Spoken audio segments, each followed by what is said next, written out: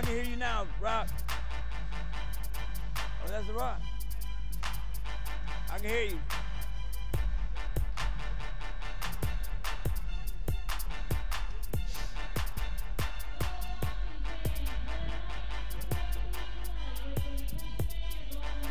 Okay.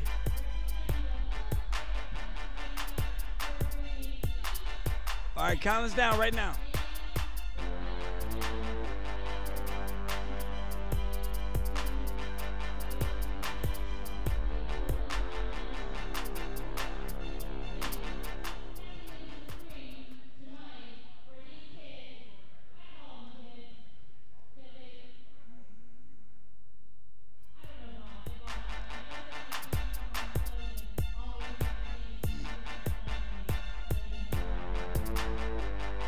Cvetic.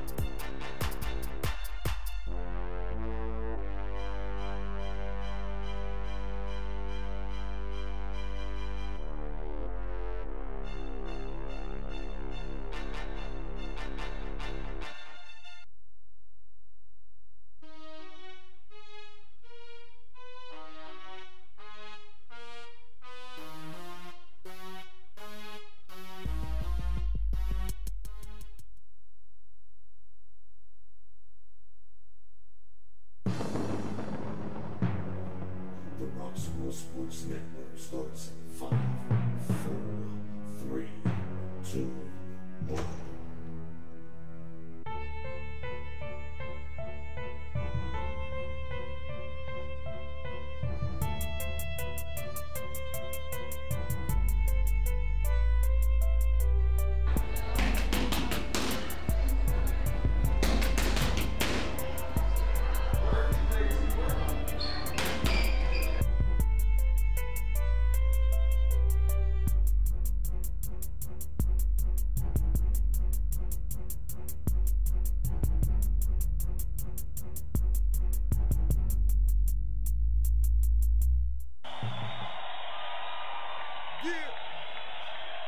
Here we go. Now when it's game time, I'm in my own zone. I'm in my own zone. I'm in my own zone. Now when it's game time, I'm in my own zone. I'm in my own zone. I'm in my own zone. I said game time is go time. Ready for the world premiere, we can call it showtime. Time is ticking down, so we set to go and blow mine. Roxamore and hit hard, put them both together. What you got? Call it gold Big mine. money. Go hard every day. This game to me, it means That's something. Out of space, attitude. Game face, a mean mug. Laser vision focus. If you gifted, then you'll see something. If you not in this game, then what you say it means nothing. Yeah, it's time to welcome all you haters. I'm an intellect. I use my mind and fight like great debaters. I'm trying to make history. Don't let them get to me. No need to complain about them unattained victories. Great minds think alike. Well, in this case, it takes two. Fasting every day because I'm waiting for my breakthrough. Game time's a platform. Let us draw. Okay, ladies and gentlemen, here we are live again, once again, for the state championship fight out here at the sports arena in Monroeville. I'm your host tonight with Roxamore Sports Network, Henry Robinson. Standing next to me is my co-host, Mr. Henderson, Mr. Hudson. Yes. Tonight we've had 13 bouts on tonight, but from what I understand, 2 got cut. 1 guy didn't make weight, and the other guy couldn't show up. Yes. So we're down to 11, but we still have an entertaining night tonight because we have all the best of the best. The fighters that finish here are going to Chattanooga, Tennessee for our regionals. That's going to be awesome. And it's going to be awesome. So these are the best of the best on the East Coast. when they leave from here and go to Chattanooga, then they're going out to meet the guys off the West Coast and the ladies off the West Coast. And the thing, you know, the guys they coming tonight, they're gonna fight their hearts out tonight. Oh yeah. I mean, tonight is just basically shows. It's the show and tell type deal now. Yes. It's the show and tell. You are the best. You are the best out of Absolutely. here. So now all we're doing now is just sitting back, relaxing, watching a great fights. Yes. And we know they're gonna bring it tonight. Oh, they're going to bring it. And you know what? Like I try to tell anybody that has traveled anywhere outside of Pittsburgh to come fight tonight, they're not bringing no bums. They're bringing those that have won, those that have dedicated themselves to fighting, and those that have dedicated themselves into training. So tonight, you're going to see some good bouts tonight. These are the ladies and the gentlemen that have trained hard and have fought hard. The first two fights that was on for the night that got cut was Antonio Biggio, and then we had Donnie Evans fighting. Yes. Then we had Robert Hoskins, and then we had Anthony Sikora. Those two got canceled for whatever reason. And then we had out of about 11, Quaheen Davis and Gary Jackson. Those two, unfortunately, couldn't make the fight either. So those three were cut. So we're about ready to start the first bout of the night, which will be Stanley Rochester out of Bomb Squad, and he's a sub-novice weighing in at 201. He's going to fight Donnie McAfee out of South Park. They're going to have 3 2-minute rounds. That's going to be a good fight. Yes, sir. I don't know that much about Stanley out of Rochester, but I do know Donnie McAfee out of South Park. That boy fights hard. He fights hard, man. And he brings it. So that's going to be the starter for the night, and that's going to be an exciting bout. Then next we have Michael Barrerio. He's fighting unattached. He's a sub-novice weighing in at 201, fighting Christian Ortiz out of Castle Boxing. Now, you seen Christian fight last week. Yes. Ooh, he brought it. I give it to that boy. He brings it every time. Yes. He brings it every. I mean, and the thing I like about him is that he leaves it all in the ring. Yes, he does. He don't make it have any questions. Did he put it all out there or not? He leaves it all out there in the ring. Every bout that we've commentated and he's been there. There is no question how he leaves it out there. He's definitely going to leave it out there. Then the next exciting fight is going to be the one with Daytwan Young out of Stick and Move Gym.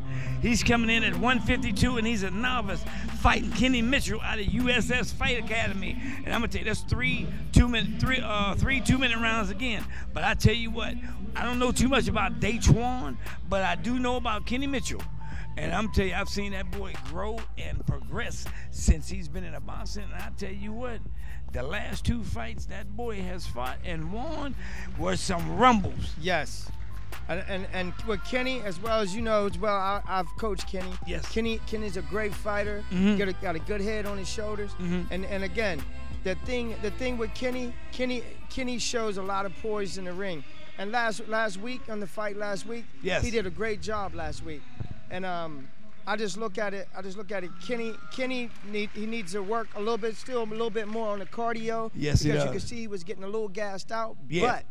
But he pulled that fight through, and he came to us after and did after the interview, and he even said he got to work harder on his cardio. Yes. And I know when he sets his mind to it, he'll get it done. Yes, he's going to do it. You know, he got real humbled, and I tell you what, he sat back after the fight, and he said, you know, Coach, this week here, I'm going to sprint and bring my cardio up. He said, because you know, I threw a lot of punches, and in throwing those lot of punches in those first 2 rounds, it sort of did get me fatigued, but I couldn't let my opponent know that, and he didn't. But I tell you what, the 3rd round, his opponent must have felt in that 2nd round the weakness on the punches when it started to come.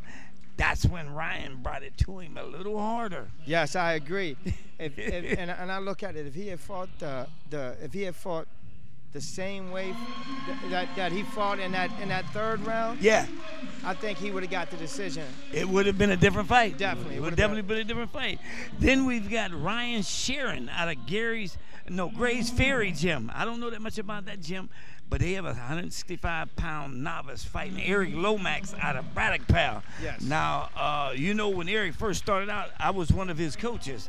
And I tell you what, I've seen Eric progress since he's been around. He's went from Olympus, and he's left Olympus to go to 3rd Ave, and from 3rd Ave out to Boyce. And I believe you worked with him out there at Boyce for a while. Yes, I coached him last year throughout the gloves. We won the gloves with him last year. Wow. So he won the Golden Gloves last year under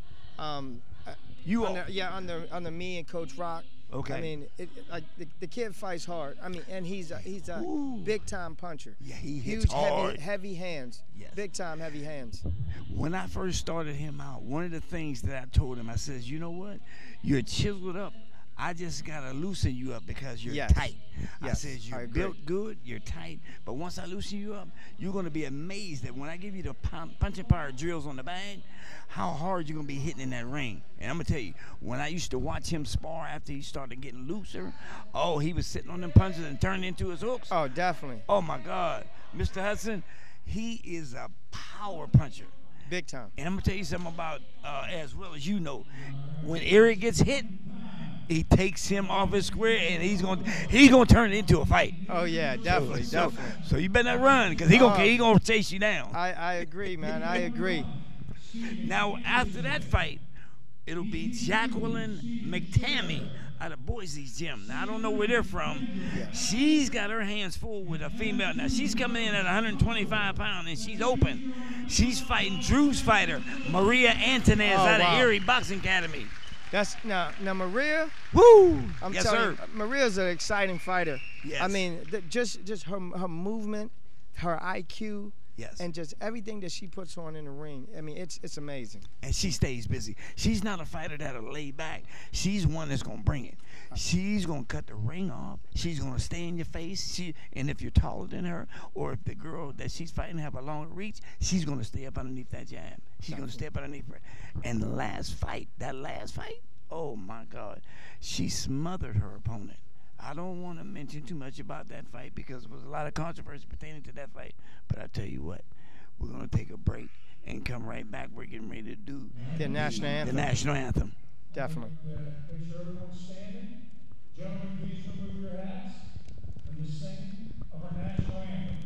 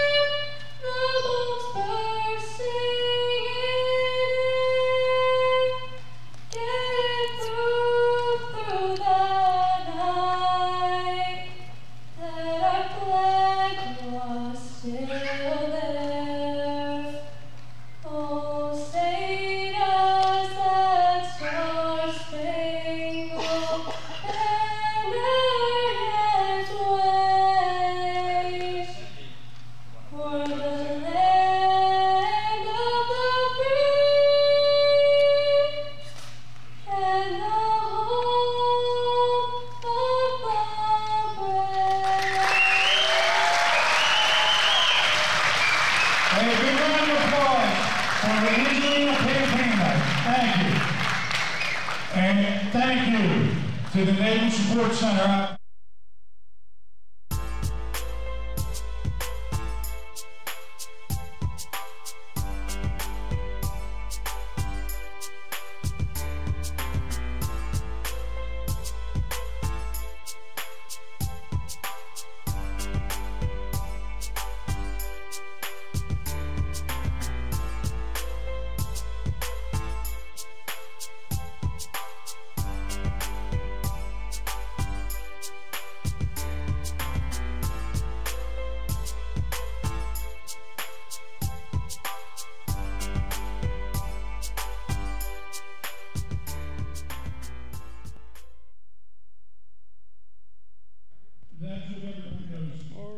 folks, we're back with you now.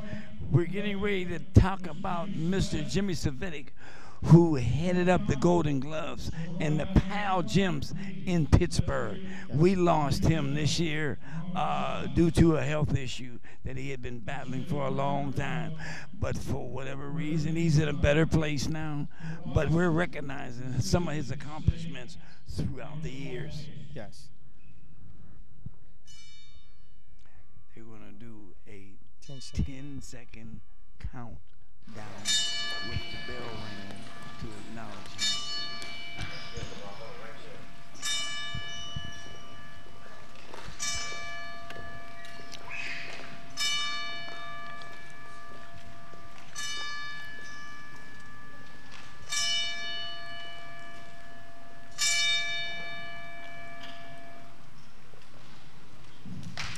There you have it. We gave that 10-second standing account for Mr. Cvetic for all the accomplishment that he's done for the kids. He's always was for the kids, pertaining to stuff a bag, come out for Christmas time and give a gift to a family that maybe be in a hardship and not able to give the kids anything for Christmas. He made a way out of no way for these kids to have something under their tree. And I know he used to come by boys. And he used to talk about the you know what I mean, all the things that he was doing, and that he was always promoting that stuff for bus. Yes. That stuff for bus. So I mean, everyone in the gym contribute to it. And we knew Jimmy was really all about the kids. Yes, he was. He did this religiously every single year. Yes, he did. Jimmy, what folks don't know, Jimmy's wrote quite a few books. From what and don't correct me if I'm wrong, I believe he wrote 13 books in his lifetime.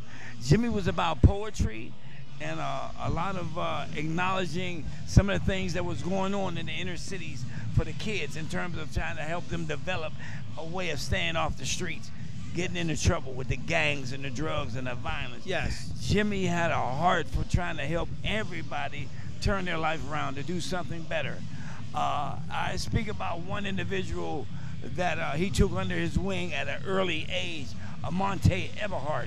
He turned that boy into a young man who developed a amateur career that led into a professional career. I agree with that. And Monte wound up going into the Navy. He's in the Navy as we speak. He's one fine young man. He developed into manhood as a true gentleman, but he's an excellent boxer. Oh, he has some skills. He's definitely a true champion. Yes, he does. And he's a gentleman. Yes. And he's a father. Now, Monte has a baby girl. I tell you what, just to see him when he comes back and forth into Pittsburgh, when he gets off the ship, it's a blessing to see that young man, because he always has a smile. He's always, all the time. And I tell you what, he doesn't train to just train. He trains to stay ready for a fight at the drop of a hat. At all times. He's always ready. Yes. And I tell you what, he's getting ready to go back. From what I said, he's getting ready to go back overseas again with on the ship. But he's trying to get a fight sometime, I think, in July or August. But soon as he gets back, he will be ready to do a fight in Pittsburgh or either in the Meadows, somewhere around there in West Virginia. But it's always a blessing to see him, because he puts on a good show everywhere. Oh yeah. Now, getting back to our fight card, after Maria and Jacqueline fight, we have Xavier Ramirez fighting out of All Might, D.C., and he's a 123-pound open fighter fighting Danny Bullish, and he's out to stay off the streets with Tommy Yankello and them. And I'm going to tell you something. I had a fighter fight Danny Bullish, and I'm going to tell you something. Danny is one busy fighter. He doesn't give an opportunity for you to just sit there and fight and maybe throw a punch every now and again. Yeah. Danny's gonna make you fight. Oh, definitely. Because he's gonna let his hands go. And errors, you know, he's actually an Olympic fighter. Is he? Yes. Oh, yes. Okay. And actually, we had the pleasure of running into him down south at the Sugar Bird. Oh, okay. At the Sugar Bird show down there. Yes. And this kid put on a hell of a performance. Yes. I mean, he was stopping guys with body shots. Wow. I mean, he stopped multiple guys with body shots. Yes. So the kid, he's a small kid, but he packs a tremendous punch. Yes. You know? And he's to be his size and to throw at the level that he throws, it's amazing to see him do it. He said, but I tell you, you just cannot just sit back and think that because he's that short, he's not going to be a fighter. He's not letting nobody intimidate him. Oh, definitely. And the kids, and the thing, I mean, it's not just the power that he has. Yeah. He has a ton of speed as well. His movement is great. Yes. But the thing, like I said, the thing that just impressed me is how he could just get inside and throw that body shot at any time. Yes. And like I said, I mean, the kid, and you know, that's a big tournament down there. Yes, it is. Yes, it is. We literally sat there and watched him stop at least 3 to 4 fighters with Wow. body shots. Body shots. And I even tell my fighters to this day, like, guys, you don't realize how much a body shot can do in a fight. I mean, a body shot can take that. You know what I mean? And it's over. Yes. You know? Yes. Just as well as that head shot, but you know as well, you can move your head a lot smoother, a lot quicker than you can move that body. So Yes. the body is going to always be a bigger target. Oh yeah, one of the things, and I have to go back to my boxing career. I was a little hard-headed in the fight that my coach had put me in, and I sort of was like not protecting my rib cage a couple of times when this guy was coming downstairs on me. Yes. I got a little cocky, and in that third round, he cracked my bottom rib. And I tell you something, Wow. if you've never been hit hard in the rib cage or ever had a rib cracked or fractured, it's no easy way of saying I can continue fighting. You got to bite down and take in everything to continue to fight. And just like you said, when something like that happens, you got to have a poker face. Woo! And you got to bite down hard on that mouthpiece. You can't let him know. Yeah, and that's the thing. You do not want to let him know that he cracked that rib. Because he's coming right back, and he going to stay on that rib. You're right about that. And that's going to end the fight, and I could end it real quick. Fortunately enough, the time was in my favor. We had like maybe about 45 seconds left, so I got on my bicycle. And the only thing I did was throw my jab out there, just kept sticking and rolling. Sometimes riding that bike is nice. Ooh, yes, sir. If you can pedal fast, you better get out of the way, because if not. So what do they say? A good run is better than a bad stand? Yes, sir. All day, every day. And my coach said, oh, I think you might have learned something today, didn't you? I said, Coach, I bet I'll listen to you from now on. Oh, you're right about that. But getting back to the bout sheet, after that Danny Bullish fight, we have a DeAndre Hudson out of James Schuler's Memorial Gym. He's a 132-pound open fighter, and he's got a fight on his hands. He's fighting Teddy McKenzie Jr. out of Gold Medal Boxing. And let me tell you something. For folks that don't know anything about Teddy McKenzie's son, Teddy Jr., that boy is an awesome southpaw. Yes. I'm going to tell you something. Teddy, he's another fighter that's going to make you bring it. And if he see any sign of weakness or any sign of you making a mistake he can capitalize on, he's going to make you pay. Oh, yeah, definitely, man. And like I said, I've seen Teddy's son fight. Well, we call him Little Teddy. Oh, yeah. And Little Teddy, I mean, he brings it, man. I mean, he's a southpaw as well. And he puts on a hell of a show. Yeah. Now, after Teddy, then we have Quadir Albright out of Boise's gym. He's a 141-pound open fighter. I don't know anything about him, but he's got a rumble. He's fighting Jerome Baxter out of Gold Medal Boxing. Oh, wow. And you know, like I know, I think you had the opportunity to work with Jerome a little bit, have been around Jerome a little bit. Yes. He's another one that has developed some boxing skills. Yes, Jerome's awesome. A dog, man. He's definitely a dog. I mean, Jerome brings it. There's no ifs, ands, and buts about it. Jerome, from the ring of the bell of round 1, you best be on your AAA game, because he bringing it. He gonna see what you made out of him. Oh, you right about that. And see, one good thing about him, he just don't go to the head. Jerome is a good, awesome fight off the angle fighter. Oh, yeah. He goes to that body right and left. He gonna bring it. Oh, he's a well-rounded fighter. I mean, oh, for yes, sure. he is. I mean, just a lot of the angles that he gives. Just Jerome's IQ in the ring. Yes. I mean, you could tell, just like last week in that fight last week. Yes. You could see the IQ level between Jerome and the other fighter. I Yes. mean, you could see how high Jerome's IQ was. I mean, Ooh, the kid yes. picked it, he picked his shot. It got to a point to where he was just, it was called what we call a pick'em fight. Yes. So every yes. shot that he was given, you could see that he was placing it wherever he wanted to. Man. I mean, yes. that was a great fight. Yes, But I mean, it was a one-sided fight, but it was a great fight. It was a great fight. You know what I mean? He also, when he gets in a fight and he's getting tested on the inside, Jerome knows how to work, use that ring. Jerome's not gonna let you corner him in the corner or get him on the rope. You're right he about knows that. how to turn that fighter and get back out in the center of that ring and start from the beginning again. No, you're not gonna dominate him. Oh, yeah. Now, getting after Jerome, we got Quaheem Davis out of King Sessings Boxing Gym. He's a 152-pound open fighter. I don't know too much about him. And Gary Jackson, he's fighting out of Gold Medal Boxing. And these guys are all fighting three-minute rounds. Teddy, Jerome, and Gary, they're all out of the same gym. And they're fighting three-minute rounds. Well, Gary Jackson had a good fight last week. Yes. And, I mean, he went and got busy from round 1 to round 3. And I tell you what, it was an exciting fight. It was a good fight that you would sit back and enjoy watching. Yes. Then we have Frankie Lynn. He's fighting unattached, a 165-pound open fighter. He's fighting Paul Palumbo.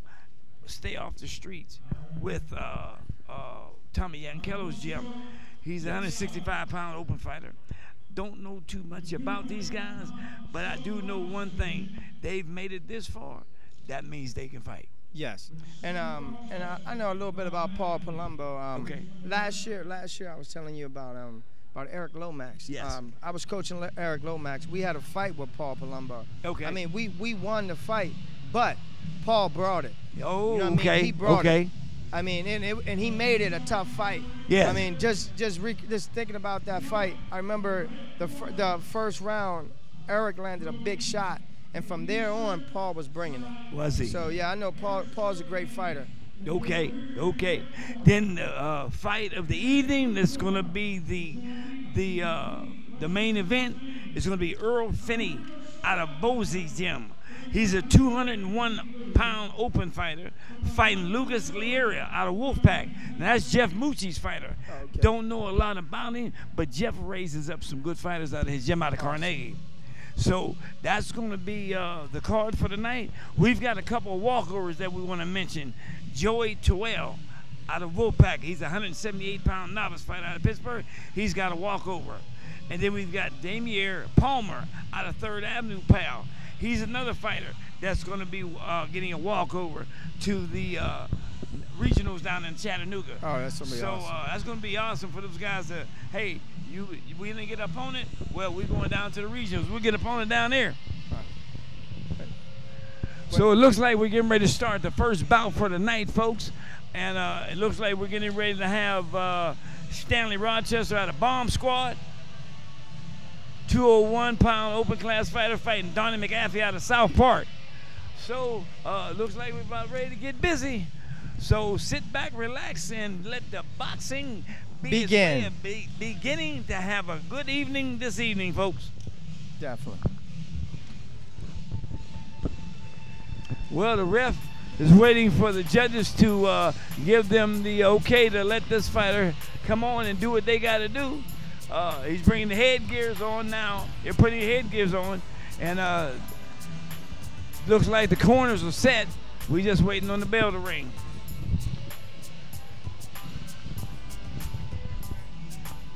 Yeah, we've got a couple of fights that got scratched. We've got Antonio Biggio fighting out of Firm, unattached, 152-pound sub novice, fighting Donnie Evans out of Boys Pal. They're scratched. Then we have Robert Hoskins out of Rock Ministries fighting Anthony Sakura out of Kansas Boxing, 165-pound sub novice. They both got Boxing scratched. out of Southport, Donnie McAfee. So it's about to start, folks. 3 2-minute round. Yes, it's going to be a good fight.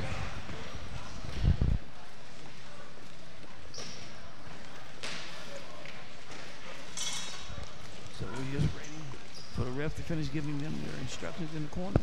And we're going to see how they take it from here.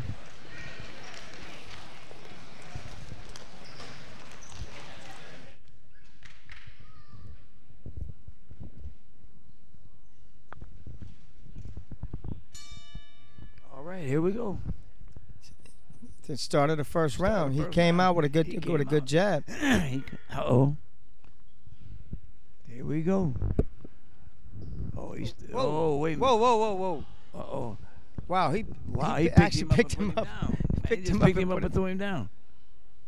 Man, that So he's showing him now how to. He gave him a warning. wow. Oh. Yeah, these guys are coming. These boys come to rumble. Boy, Man. they hugging and grabbing a whole lot in this fight here. Yeah, I think what he's trying to do. I think he's trying to work the inside, and he's trying to stay there. Which that's what he needs to, because you can see that he's the shorter fighter. Yes. And you can he's definitely being the bully right now. Yes, he's definitely being a bully. But because you know why? I think he's a little nervous about being the first bout out there. Yes. And he's trying to show and improve what he's got. But he's showing and improving a lot of what he don't got. And it's tough. Like with Stanley here. I mean, with Stanley needs to literally create the distance again. He got to create the distance. Ruff is getting on him about holding it. Because Donnie's just mowing his way in. He's just literally he just gave him another warning. Yes. And I mean, he's still holding. Every punch he throws and leaves, he grabs right after. Yes. I really don't know what Stanley's doing, but Stanley needs to create that distance so he can land the jab.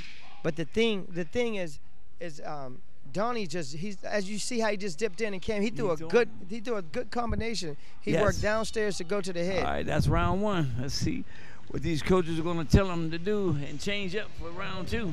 Yes. That round there, I tell you, it wasn't too exciting as a fight coming into a championship fight with fighters knowing that, hey, listen, look, we're fighting in a championship. We're fighting like we want to, just fight another way. But this way is the way that they thinking that they're on the street or something, because he wants to throw a punch and then grab and wrestle. Oh, man. The thing is, like, Donnie, way I'm looking at it, Donnie is actually fighting the fight that he needs to fight.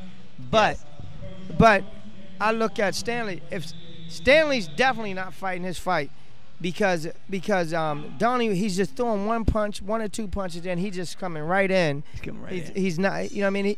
He's not being contested at all. Like, see what I mean? Yeah, that was one punch, and then he just launched right in. Yep. Yeah. As soon as he throws that one punch, he's right back and grabbing and holding. And the thing I really do not understand why Stanley. Look, see, Stanley he's crowding. That was a good left hook by Donnie. Good left hook by Donnie. Yes. And I mean, and Stanley is grabbing it. He's holding and punching, but Donnie's just coming. Like, he is just bringing the fight. Yes.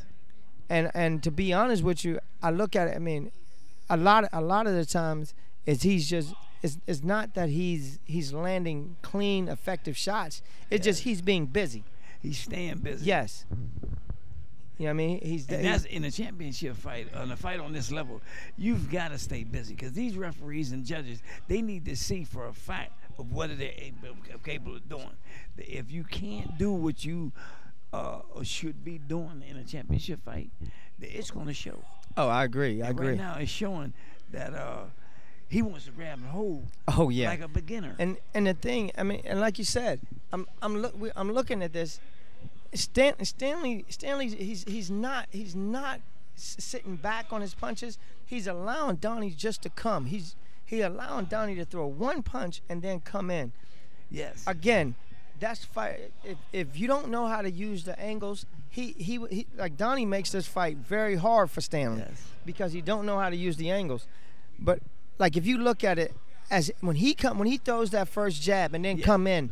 Yes. A sidestep, right hand, left hook. That's it. It's a simple, you know what I mean? It's an easy off the angle fight. But yes. see, again, those fighters that fight like that are in and out.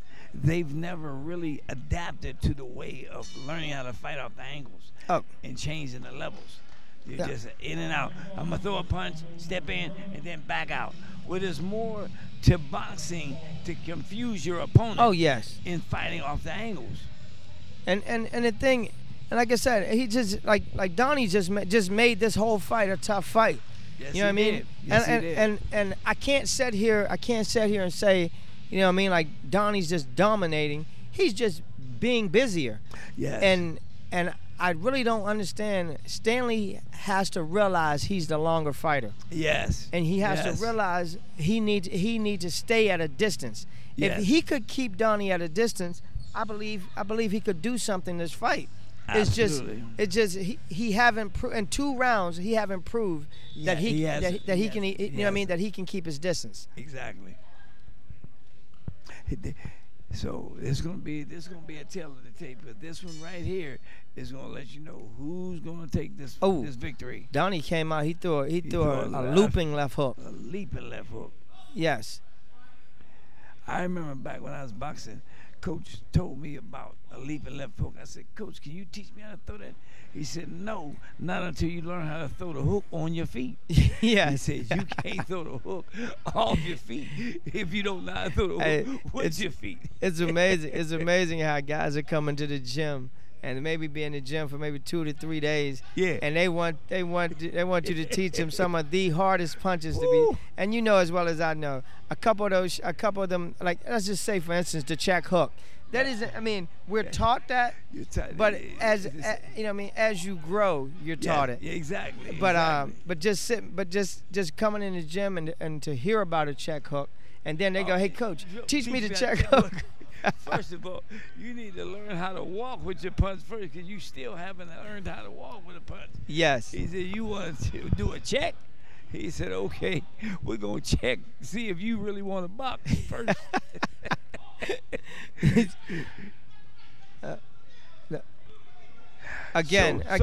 So far, I'm giving it to the blue corner. Yes, I agree. And like I've been stating, it's not that he's throwing. It's not that he's just dominating this fight.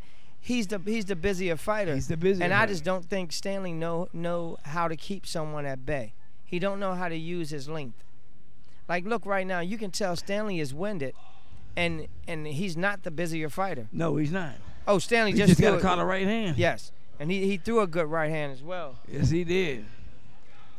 I tell you what, this got 10 seconds left in the 3rd round, but I tell you what, them first 2 rounds is 10-9, 10-9. Blue corner. Yes. All right, this fight is over. And Yes, I tell you what, these guys here, it's going to be I made a mistake. I can't give He's giving him an 8 count? Wow. That's a little. Wow. I don't want. Well, Coach, you tell me, what was that about? I'm still trying to figure that one out. Oh man, 10-9, 10-9, 10-9 out of the red corner. I agree. The blue corner, I made a mistake when I said blue corner. I said I got to correct that. 10-9, 10-9, 10-9 out of the red corner. Absolutely.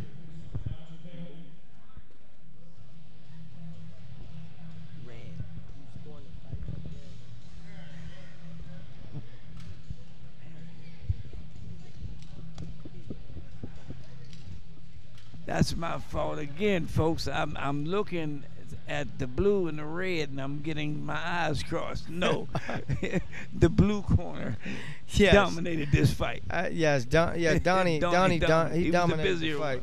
And like I said, I mean, the other guy was being held, but he wasn't throwing no punches. Yes. Donnie was busy all 3 rounds. And 2, I mean, maybe it's the stage. Maybe, you know what I mean. Maybe he had a little stage fright there. Could have. But I just think that he needs to. Stanley. I'm gonna say Stanley out of the red corner. Yeah. He needs to learn that he's a tall, long fighter. He needs to learn how to keep his distance, how to Yes. keep you at bay with the jab. Yes. And I just think that I don't know if it was the crowd, the event that kind of got to him, but I mean he just couldn't keep him at bay. Nope, he couldn't. And the sad part about that is, hey, you got 2 more rounds to fight after the bell ring in the first round. And if you're doing it in the first round like this, you better change it up for the second and the third. But he couldn't change up. Oh, you're right. Couldn't change up. Yeah.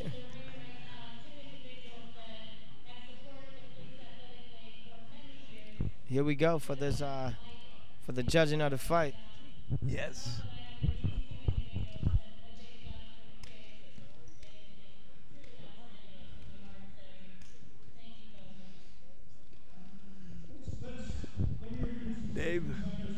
They've let some. First we go Scott Sheeran from the Allegheny County Police Department. Scott's been around helping with the organization for a long time, helping with the kids and making sure they become straight now. And then McKenzie, running for judge, she has her badge on.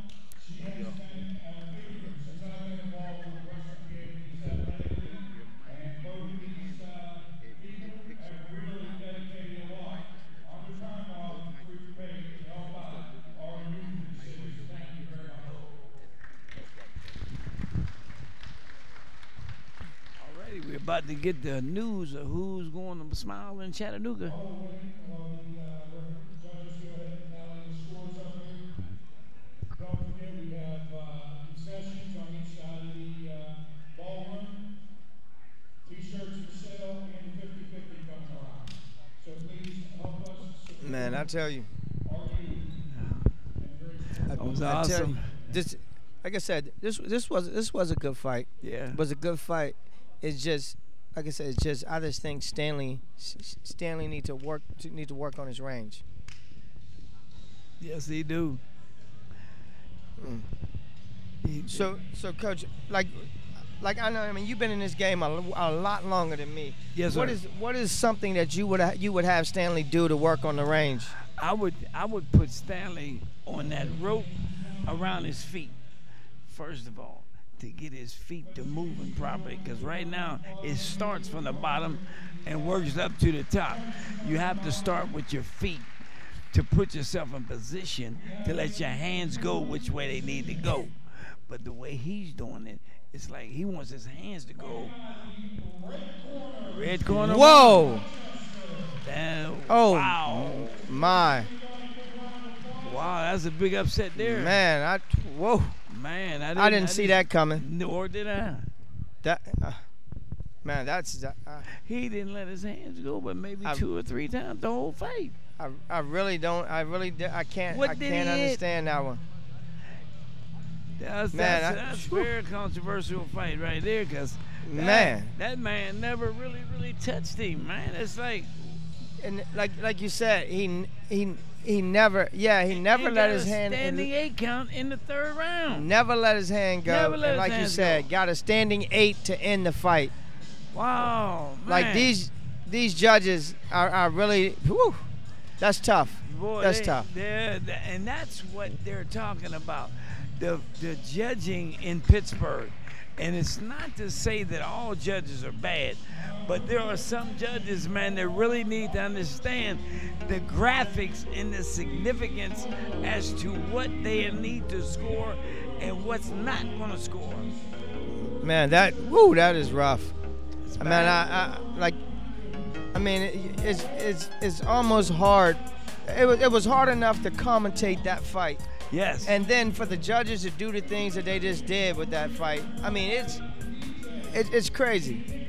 It's crazy. I can't remember 2 good solid flush shots that Stanley landed. But again, yes. I look at that that Donnie was the busier fighter. Yes. And I mean, that's a tough one to go home with. That one there, to go home with that one as a defeat, boy, I tell you, that's kind of hard, man. That's kind of hard. All right, here we got the Castle boxers. We got that Castle guy coming in here. Christian Ortiz is from out of Castle, fighting Michael Romero. Oh, Christian Ortiz. He's If you can remember Du Bois, that was the fight that he had a knockout. Yes. Yes, he had a knockout in that fight. Yes. And I think the guy that he was fighting, I think his name is Ed. He's out of the boys' gym. Yes. You know what I mean? So I know, and Ed's it was Ed's first fight. He's a decent fighter. Exactly. But this kid here, he has a ton of power. He has a ton. And he sits on his power big time. And one of the things that they have to recognize is the fact that when you sit on them punches like that, that brings a little bit more power. You don't recognize for the fact that, okay, I can let my hands go, but when I let them go and the way I let them go makes all the difference in the world. You don't just sit back and let them go and then turn into it unless you're throwing that hook. But if you're sitting on that punch and throwing that right hand for your power, if they actually learn how to sit on that punch, it makes a difference in all the difference in the world. And they're getting ready to set up for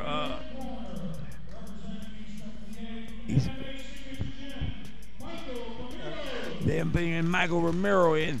He's fighting Christian Ortiz. Christian Ortiz is doing it. He's bringing Christian Ortiz in. Castle Boxing.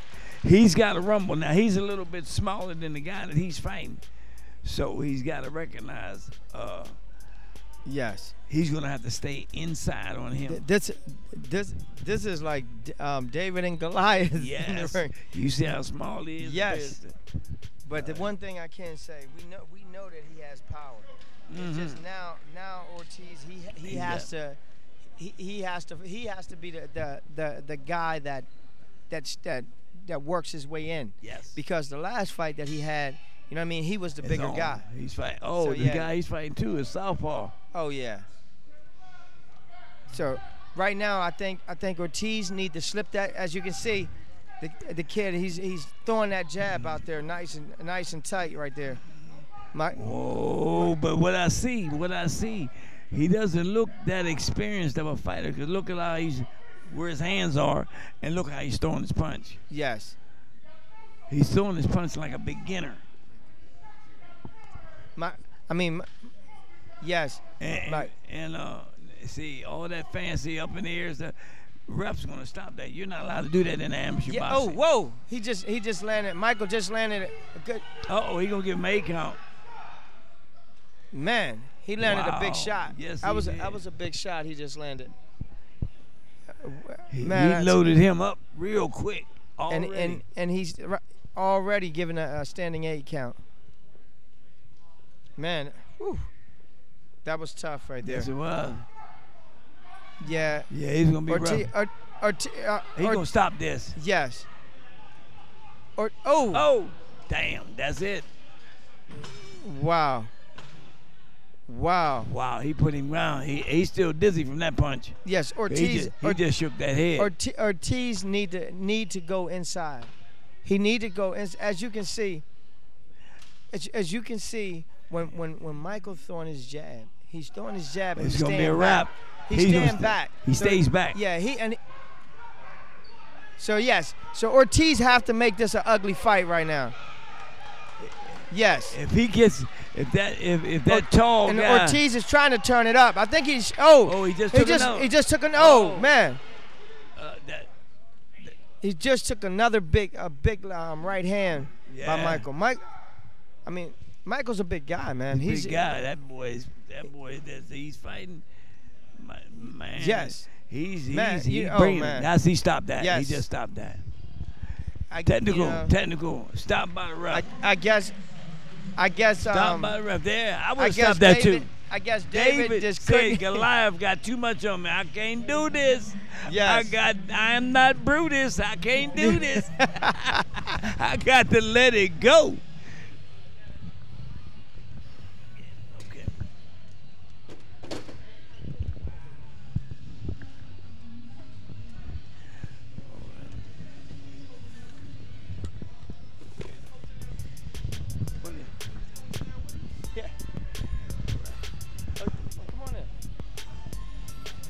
got it. Okay, listen, we're going to do this live. First of all, we wanted to let you introduce yourself to the fans tonight. What's your name, where you fight out, and what's your coach's name? Stanley Rochester from Bomb Squad Boxing, Chester, PA. My coach. I'm Darren Crawford, the owner of Bomb Squad Boxing, Chester, Pennsylvania. Okay. That's my baby right there. Okay, and he brought his baby with him tonight. Okay, that was your good luck. That was your good luck piece tonight. Help you win this thing tonight. Okay, let's talk about the fight tonight. What did you see going into this fight that you had to do to make it be victorious for you? I had to bait my fighter, get shorter on him. Couldn't overthrow my jabs, and keep on digging. Okay. Did you have any problems throughout the fight? Were you ever hurt in the fight at all? No, except for the low blow he gave me. But he was a wrestler, and I didn't know he was gonna pick me up. Yeah, he did look like he wanted to wrestle instead of boxing. It was like a lot of holding. How did you figure out how to get around all that holding? He kept coming at me, grabbing me. I had to try to turn him, hit him in the body. There you go, there you go. Now, what's on the horizons for you after this? The big thing, I hope it comes to me, nationals, just go out there grind. Okay, look like you heading to Chattanooga, Tennessee. So I know you guys are excited about headed down there. So coach, in that fight, just looking at everything, what was from round to round? What was the things you was telling him in the corner? Well, first of all, I already did some homework on him, so I knew he was a wrestler. So I said, he's going to charge you. I mean, nobody's going to want to stand up and go toe-to-toe with him. So I knew he was going to charge him. So after he felt him out, maybe like the first round, the second round, before we went in the second round, I told him, I said, look, just bait him. Bait him, gauge him, throw that right hand, he's going to come in with his head down, touch him with the uppercut. But for some reason, when he grabbed him in the first round, that kind of threw me off. So he picked it up a little bit in the third round. Third round is when he hit him with a couple good right hands, but he kept pushing him to the ropes, and he turned him a little bit. I'm satisfied with his performance now. We still got a lot of work to do, you know what I mean? Right. But he's getting better and better as time goes on. That's all I'm concerned with. He's giving me 100%. That's all I'm concerned with. So tell me, champ, what number fight was that for you? It was my fourth fight. Your fourth fight? Okay. So like you said, I mean, just like Coach was just saying, I mean, of course you guys, I know you guys are going back to the gym, put that hard work in, you know what I mean? And heading down to Tennessee, it's gonna be some dogs down there. Yes, sir. So I mean, and that's what I always say, a great fighter, especially with them guys that's coming that just want to make it a dog fight. So those guys are gonna bring it. Champ, we want to wish you all the luck in the world, man. That was a great fight there, guys. And we hoping to hear great things about you down in Tennessee. All right. Who would you like to give a shout out to? My mom, God, my coach, and my baby right here for supporting me coming here. Awesome. Like we said, we wish you all the luck in the world in what you're doing in your endeavors down in Tennessee. And like Coach said, it only gets tougher. It don't get no easier, but you know what makes it easy is when you have a coach and a fighter that's on the same page, and he listens and he learns and he grows. I tell you what, you and your coach look like you have a good relationship. Keep on listening, keep on learning, keep on growing, and good luck to you down in Tennessee. Thanks, guys. Thanks, little lady. All right, and we will be right back.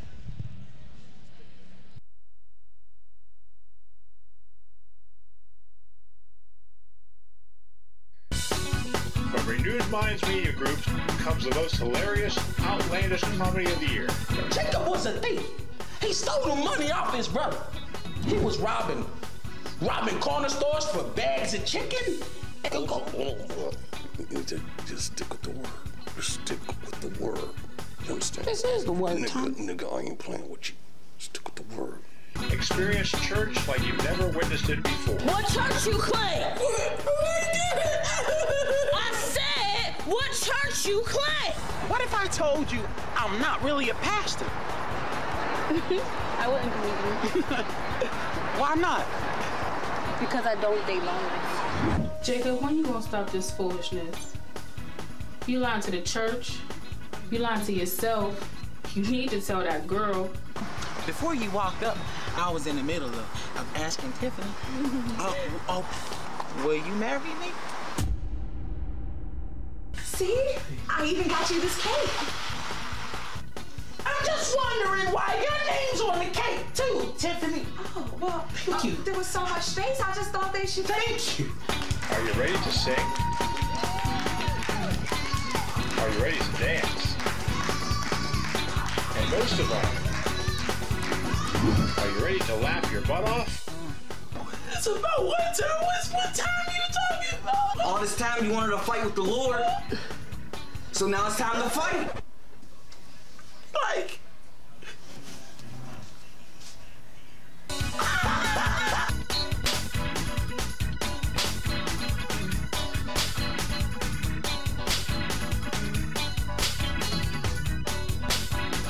Mr. Jacob, coming this spring to a theater near you.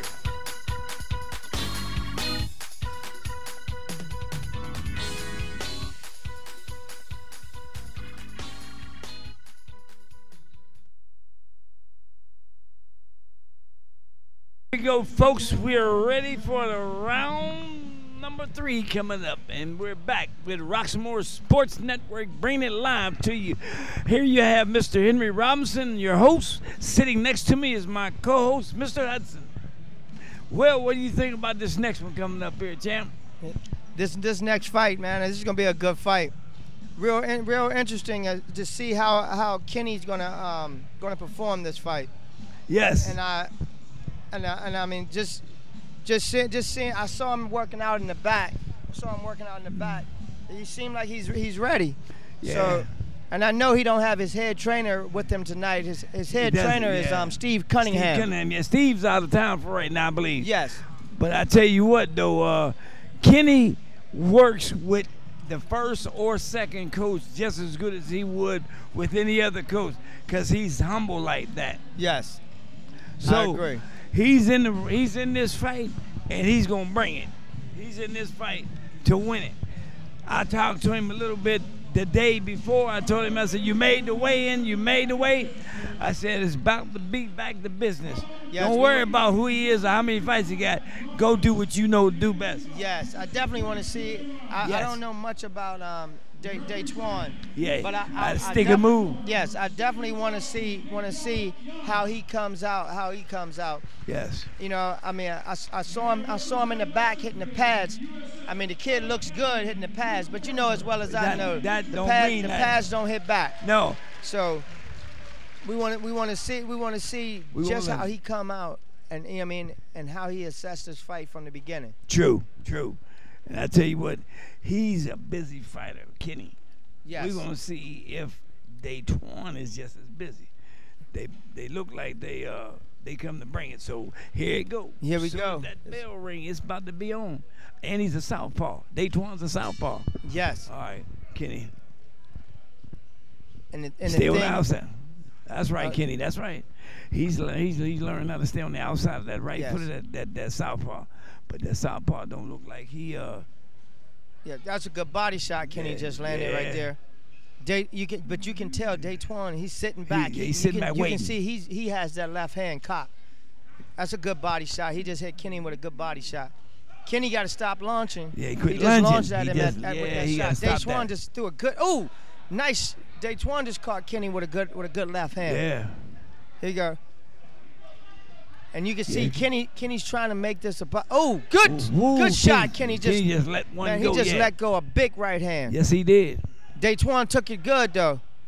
But Daytwan he took that well. Kenny coming right back. But yes. Daytwan looks like he's another good right hand by Kenny. Kenny's letting him go. Yes. He's picking his punches now. He's seeing where he get in. Yes. He's seeing where he can counter. Another big shot. Man, he's holding Kenny behind the back of the head too. Kenny just told the ref, tell him stop holding him.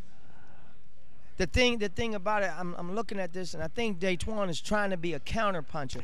But to me, with him having that soft, Kenny just landed another big shot. That's right.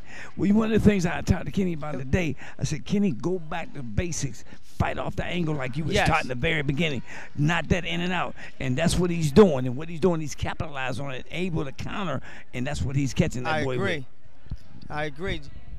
Daytwan is still Kenny just landed another big shot, but Daytwan just landed a shot too as Kenny came in. Yeah. Yes, and you can tell Daytwan, he's definitely a counter puncher. Kenny's making him chase him. Yeah. Kenny just landed a big hand. He landed a body shot. Kenny landed the right hand. Kenny just snuck the uppercut in there. Yes, he did. Wow, that was a good round. That was a very good round. Very good round. For the first round, and excellent round. And the thing I look at. Now I give the first round to Kenny. Yes. But Daytwan, I can look at that kid and tell he's a poised fighter. Yes, he is. Super poised. Yes, he is. You can tell he's learned. Listen and learn some things. Oh, from definitely. Because he's not tripping over his feet. He's fighting like a southpaw. He's fighting. There's only a couple of things I would question when he would come in from the corner from the round. It's keeping them hands up. Yes. That's how Kenny's able to counter him. I mean, because he's keeping his hands down. But he countered Kenny with some good shots. Real good shots. The thing is just I think Kenny was a little busier, and Kenny landed a couple of cleaner shots. Yes, he did. Yes, he did. But I mean, I'm like the thing with me. I'm looking at Daytwan. He didn't back up none, and you could tell whatever shot Kenny landed. You know what I mean, he took it well. He took it well, exactly. Now here we go with the second round. Yeah. Okay, Kenny. Let's see if he can keep that same pace up. And that's what Kenny needs to do. Utilize that ring. Like I was telling him, Kenny, use the ring. Show your ringmanship, but also fight off the angles, and don't let that boy back you up. Yeah, he was Counter. reaching. Learn, do like you was taught, and how you learn. Fight off the counter punching technique. Okay, your opponent in there throwing. Learn to see what you need to throw after he throws what he throws. Yes, and you could tell this round right here is Kenny just landed as he's coming in. Right hand. Kenny's letting him go. Ooh, He's letting him go and with he that just left landed hook. a good hook. Yes, he did. Yes. I'm tell you what, I gave that first round to Kenny. But yeah, I mean, I look at it. I like Kenny right now. He needs to be stay a little back. bit. He needs to stay back and not launch at. Like, see how he just launched the right hand out. But he's calling dude to miss. Dude's missing. He's throwing a lot of punches. Kenny ain't there, and that's what's good. Like I told Kenny, he's fighting off the angles. Good. I said, Kenny, fight off your angles, bro. And he's doing just that. Yeah, and dude he's just countering. He landed a body shot. Kenny landed. Oh, and then he worked on his way out. Yeah. Kenny he landed a body shot. Kenny landed a hook. Kenny just landed another body shot. Nice body shot. He let him go. Definitely. Like I told him, I said, Kenny, Lord have mercy, Kenny, you got to let them hands go. Yes. And he's letting them go. See what that boy is southpaw. Twan, see right there. Yeah, I was telling you. Come on. Kenny just threw himself off balance. Yes. He threw himself off balance. And almost went through the ropes. That comes from not utilizing your foot properly. Yes. Yes. It goes back to the basics. You got to learn how to be able to stand before you can throw. See, again, Kenny's starting to reach now. Yeah. And good body shot. Yeah. Daytwan just landed a good body shot. Yes, he did. Oh, he landed another body shot. Yes, Daytwan did. See right there, he has Kenny. He has Kenny reaching now. Right, and that's what he shouldn't be doing. Yeah. What you think about this round? Who would you get this round to? I'm gonna get this round to Daytwan. To Daytwan. I agree. I think it's an even. I think it's an even fight now. Right now it's who the better man gonna be in this round here. Yes, and I'm looking at it. That round right there, Kenny has started launching at it with his right hand. Yes. And I think he's got to stop that. Yes, I think that cost him that round. Yes, he did. And that was tough. Man, I tell you, man, and you just what I was telling you about Daytwan. I could tell that he was looking to come back because he was super poised that time. Real poised. Even though Kenny won that first round, like Daytwan's body language was, we're gonna see what the next one is. Yes, this is it. Uh-oh. Well, What's going on? Yeah, I don't know exactly what that was, but here we go. Something happened. Here we go. This right here, I think this right here is the telling round. This the one that's going to tell who's going to Chattanooga. Okay, Kenny just landed. Oh! Yeah, Kenny's letting him go now. Yes, sir. Yeah. Now he done figured out how to body get him. shot. Yeah. Let boys, him go. These yeah, boys are working. Yes. Yes, that's. And Kenny letting him go now. Now he's got to realize one thing. He done felt his opponent's power. He done seen what his opponent can do. Now I know what I can give you. Yes. Kenny landed a power shot. He just landed another good shot. What I was telling Kenny, I said, let that sit on that right hand, let that power go. The thing is, Kenny, I don't like the fact that he's launched a good body shot by Daytwan though. Yeah. He launched a good body shot. Yeah, Kenny's Kenny stepping to him though. Yes. Oh, Daytwan just landed a good left hand. Like I said, Daytwan. Oh, Kenny landed a good body shot. Let him go. He let him go. He winged it, but he landed a good body shot. Like Daytwan just threw that shot right over his shoulder. Kenny let him go. Daytwan landed a good shot that time on Kenny. Yeah, like Kenny backed him off. Kenny backed him up. Ooh, Daytwan walked into that right hand. Yes.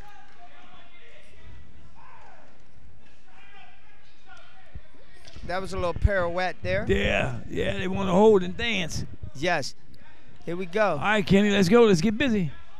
Okay. Daytwan just landed a good shot. He just countered and gave him another one. Yes. Man, I tell you, this is a good fight here.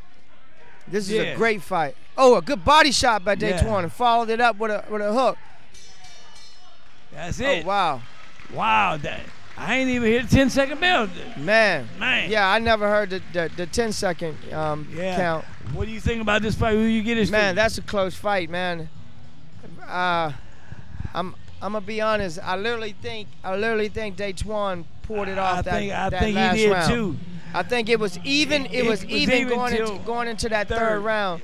I think Daytwan pulled it off though. I agree with you. I hate to say it, but Kenny didn't land as much as he should have landed in terms of countering. Yes, I think Daytwan landed the cleaner shots. Yeah, he did.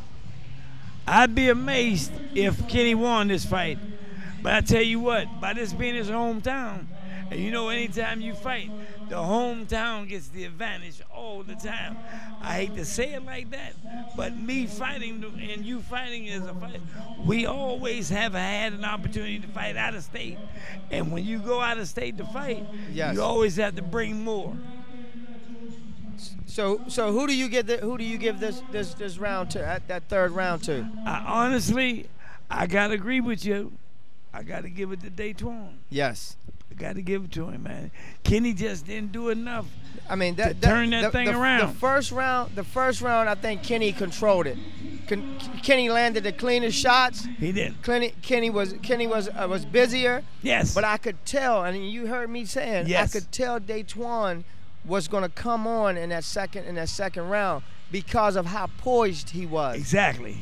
I mean, and you that was a good fight though. You're right. It was a good fight. They both wanted it, but you're right. Daytwan was just looking like, hey, you got me that round, but I'm here. I'm here, and you could tell he was just taking in that data. Yes. You know what I mean, taking in that data to come out in that second round to get the second round.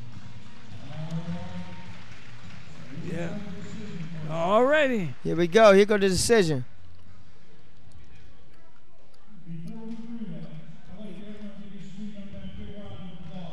Yes.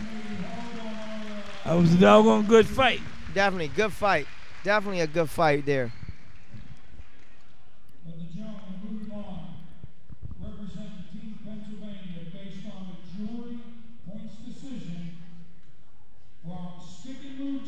Yes. Daytwan. Yes. Yep. Tough fight.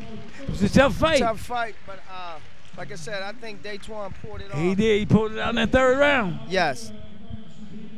I tell you what, man. Kenny ain't got nothing to feel bad about. He fought a doggone good fight. He fought a good fight. It's just that he needs to go back and learn from the mistakes that he made in this fight to not do that continually. Yes, Learn, and like I said, I need to stop doing in this particular fight. Daytwan, literally, he turned it around after that first round. Yes. Man, I tell you, man.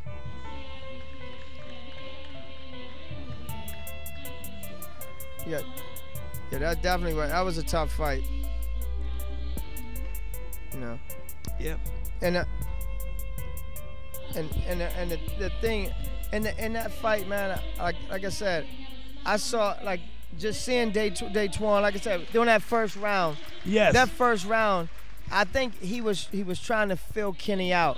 He was. He was filling Kenny out, and he was just taking that data in, taking it in, because if you saw the way he came out the second round, just a lot more aggression. Yes. You know what I mean? But it was effective aggressiveness. Yes. You know what I mean? And I just think like Kenny didn't make the adjustments. He did going into the third round. Right. But I mean, like I said, Kenny fought a good fight, but tonight just wasn't his night. It just wasn't his night. No, tonight was Daytwan's night. Yes, it was. Daytwan's coach probably told him, like you and I would have told our fighter, look, going into this third round, it's even. Yes. You've got to show up and take advantage of this last round and show the judges, I want it. And I think that's what he did. And that's what he did.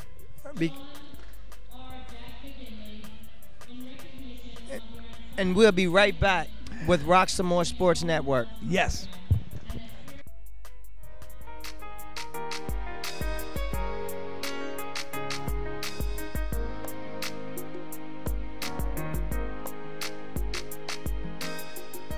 I think it's been my experience that as different as we are, different stations, different statuses, we kind of struggle with the same things. So we struggle with forgiveness and unforgiveness. We struggle with significance and being ignored. And we struggle with what does it mean to follow Christ? And the reason I say we struggle with those things, because we struggle with significance because we know that God loves everybody, but why exactly does he love me? What have I done to deserve that love? And so we're always preaching and teaching into that space. The forgiveness and unforgiveness, the petty things that we hold against other people, and I don't even want to characterize it as petty all the time, but things that have happened in our lives, in our past, that have caused harm, great harm, or a little bit of harm, we tend to hold on to that, forgetting that we have been forgiven, and we can't withhold that forgiveness from somebody else. And then when I follow Christ, do I really have to give up everything, or can I do it my way? So teaching and walking into that space and saying, yes, God loves you. He knew what you were going to do before you did it. There's still some things you're going to do that he already died for. And not only are you significant to him, you are precious. And it doesn't matter if in your ministry you reach 5, 50, 500, 5,000. If you just reach the people in your house that you live with, it is significant in the sight of God. So to be who God made you and be good with that, to be to live a life where you practice forgiveness quickly, and to know that to follow Christ does mean you have to do it his way, not your way. So I think that's why it is important for women to go to these kinds of experiences to answer those questions.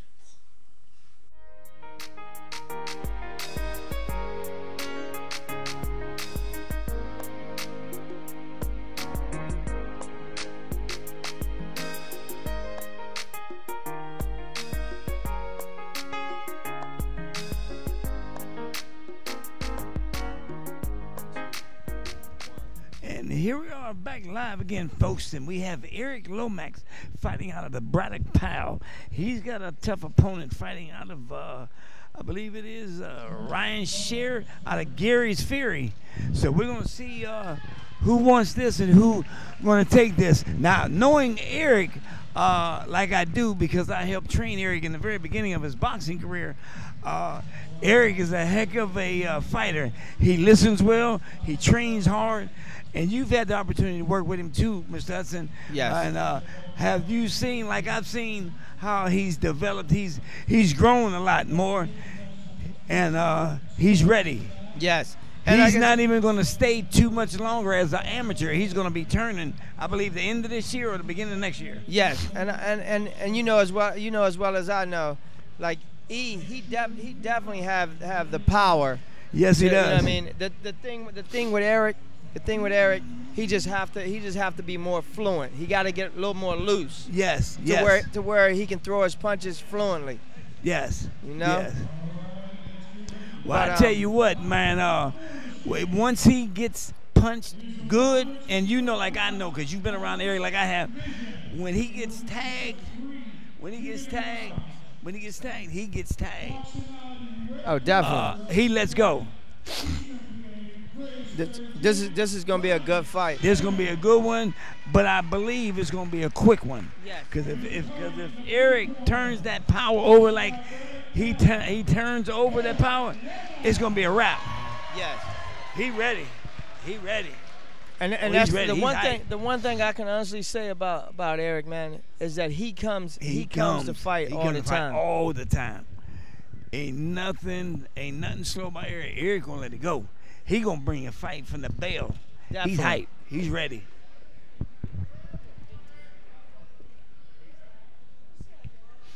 So, all right, here we go. Yeah, here we About go. to let it go.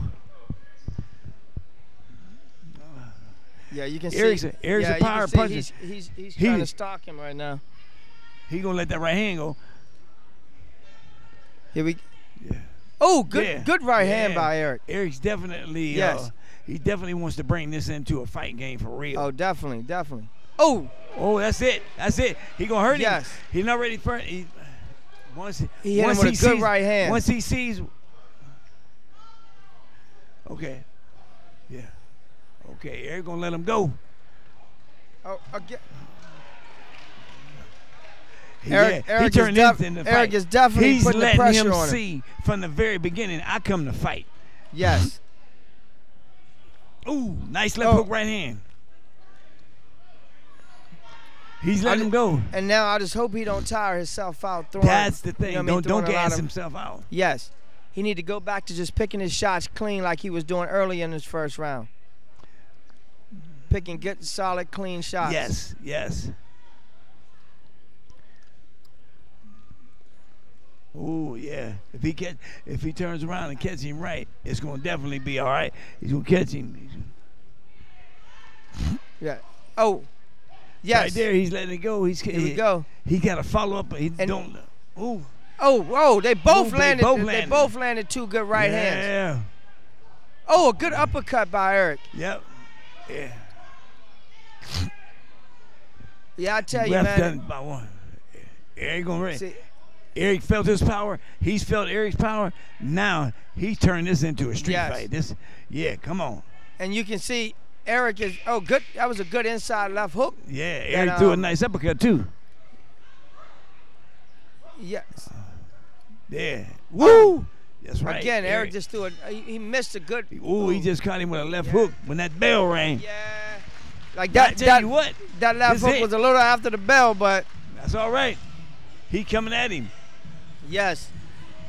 I tell you, this is a good fight here. Yes, it is. It is. And the thing, like I said, I just hope Eric doesn't punch himself completely out. Don't gas out. Yeah. Yes. Well, you know what I've noticed?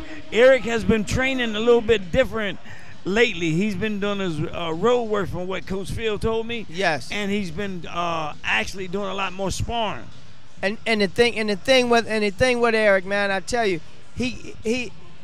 Eric is always in shape. Now I'm not saying always in boxing shape, but the kid stays in shape. Yes. Constantly. I tell you, here you go. All right. Time for this second round here. It's gonna be a little different. Yes. It's gonna be a little different. So, Coach, I get that first round to Eric. Yes. Ryan has good. Oh, Eric just. I think he need. He said stop. Man, and the thing you see that the ref told him he's slapping. Yeah. Oh, just now. I tell you, Ryan just landed a good left. I mean, a good right hand on Eric. Yep. Oh, nice, good stiff jab, Eric just. Yeah. But see, the thing, if he could have landed that jab and stayed back, he could have followed up. Yep. You see, he's turning off the angle. He's fighting off that angle a little bit. The thing, sometimes you slide in, you smother your own shot. You do, yeah. You take away from your power. Yes. And I mean, being nice in there. Jab. He just got him with a nice jab. And I mean, coaching Eric and literally sparring Eric at times, I mean, being in there, his power is at the end of his shots. Ooh, yes. And I mean, and the kid has a great right hand. Yes, it does. It's just sometimes he'll step in and smother it. Yes. So he needs to just stay back on Ryan. Stay back Yes. and let that power transfer. Yes. Yes. I agree. So far. Ryan, good tag on the way out. Ryan hit him with a right and a left. Yeah, with a right and a left. On the way out. He definitely caught him. Yes. But I tell you what, this is going to determine, right? Ooh, nice right hand. That was a skim, but Ryan came back. Yeah, Ryan came back. But Ryan just landed another good shot there. Yeah. It wasn't solid. It wasn't a solid punch. It wasn't solid, but he let it in. But he landed it. Yeah, he did.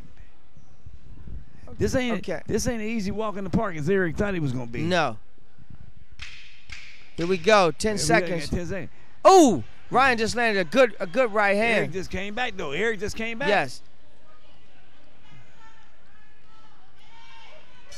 That's it. I'm That's telling you, Ryan made this a dog fight. Yeah. Yes, sir. He's making this into a fight. He definitely made it a dog fight. Who would you get this one to? This round to?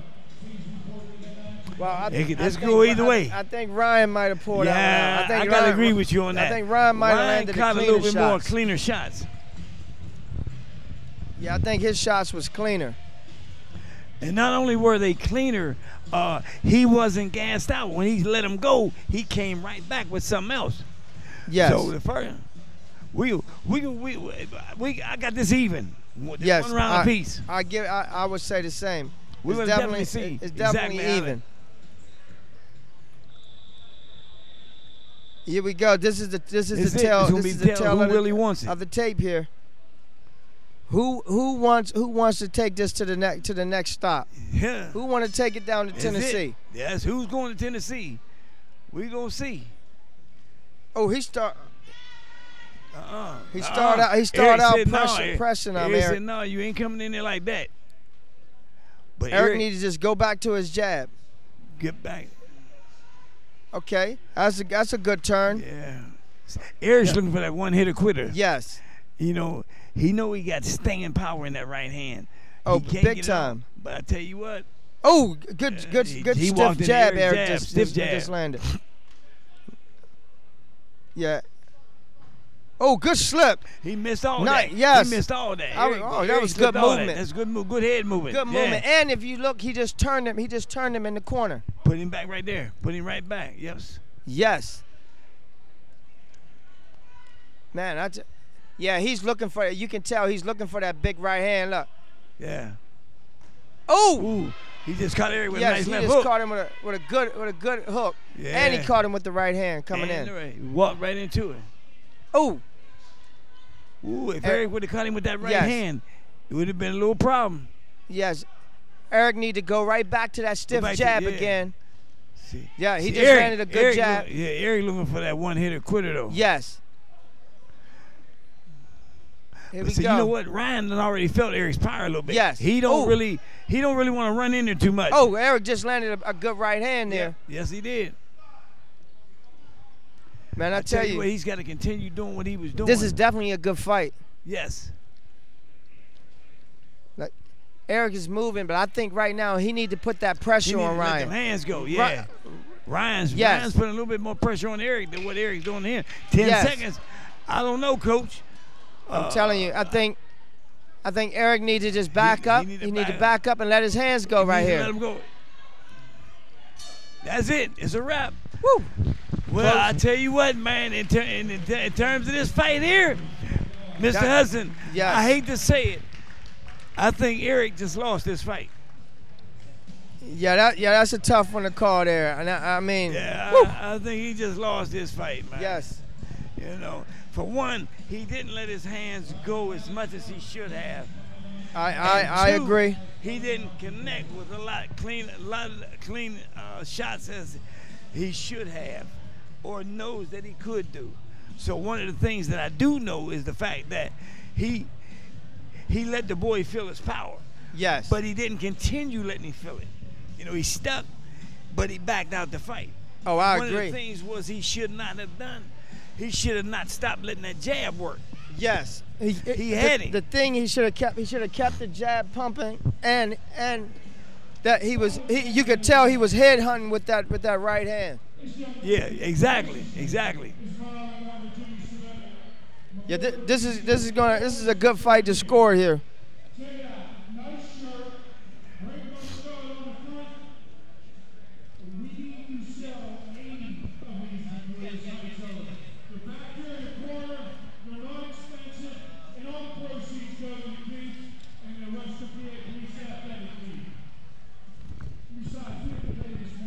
Yeah, this is a tough fight to score. Yes. I tell you what.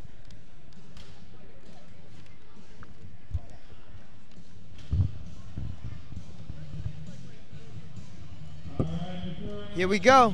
All right. Yes.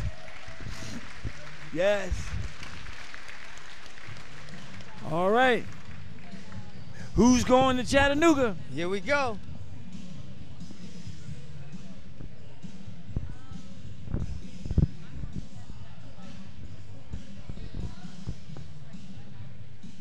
Okay. Chattanooga's on the way.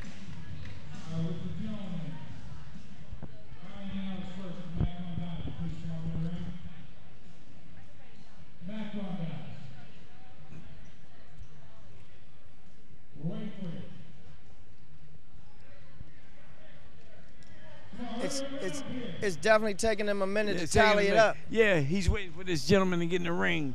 He must be somebody that they want to recognize, or either has been in boxing and wants him to give out the medal.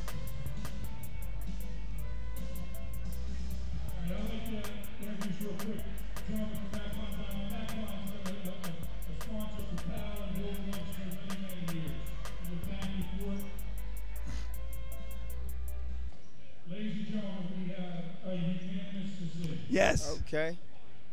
I don't know if that was unanimous, but blue corner. Yes.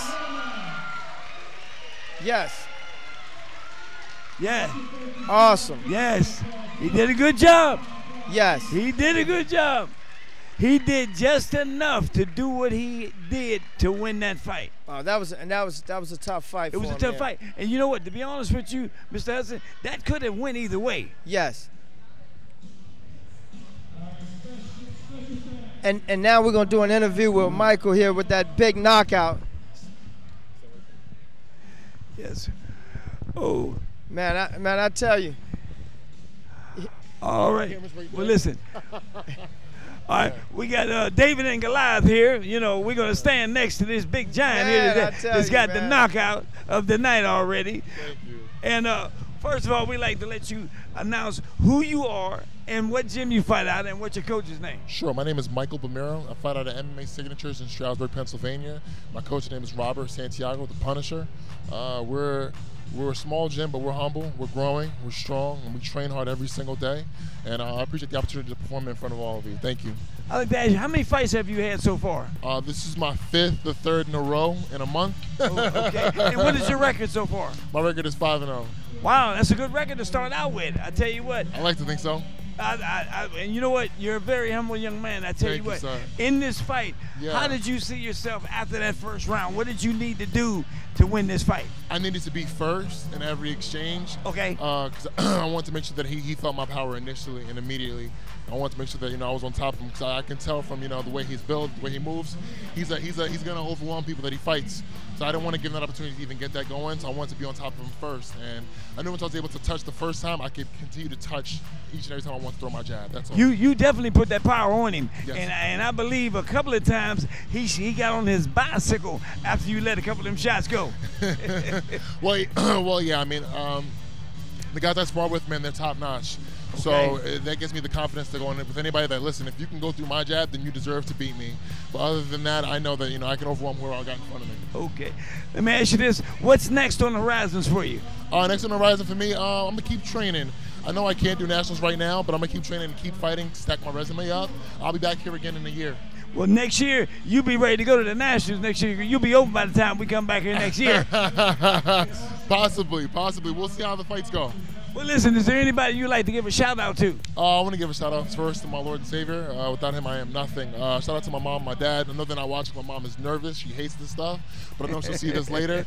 I want to shout out my family, my girl, my little one at home.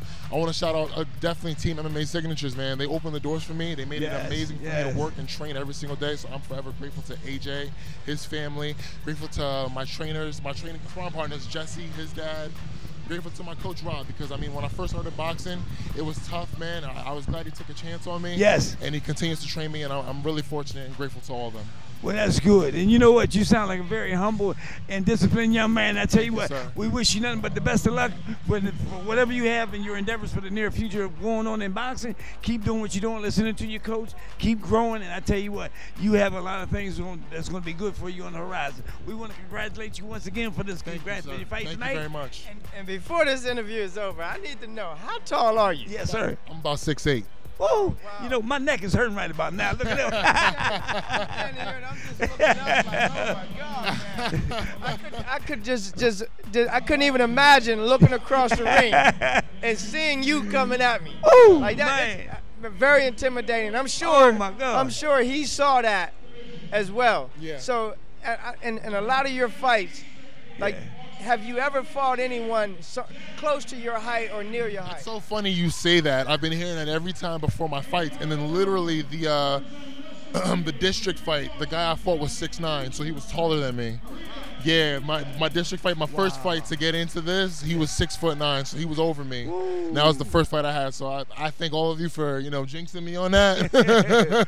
I feel like the next one's gonna be 6'10", so who knows?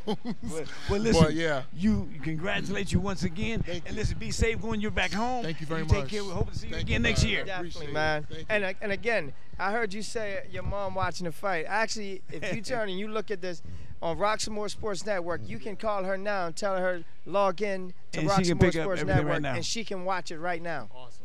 Yes, sir. Awesome. All right, you have a good night, gentlemen. Be safe going back. Take care. Take care. Definitely. All right, this is Roxamore Sports Network, and we'll be right back. Here we go.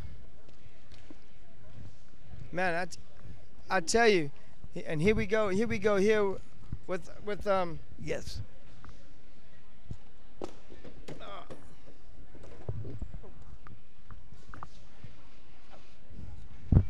Here we go. Maria's in his ring right now. We're gonna see how Maria can withstand this. And I mean, we both know Maria is a great fighter, and she's from up there in Erie, out of Drew's gym. Definitely, yeah. So Maria is definitely a little busy fighter. She's gonna let this girl know you didn't come all the way this way just to think that I'm gonna let you just punch me. I'm gonna definitely let you have some punches right back. One of the other things is that Maria, she's just come back from Honduras, and as she came back from Honduras, she's been on a trail that has been definitely up and down. But I tell you what, she fought a girl out of Sharpsburg named Colleen. She lost to Colleen.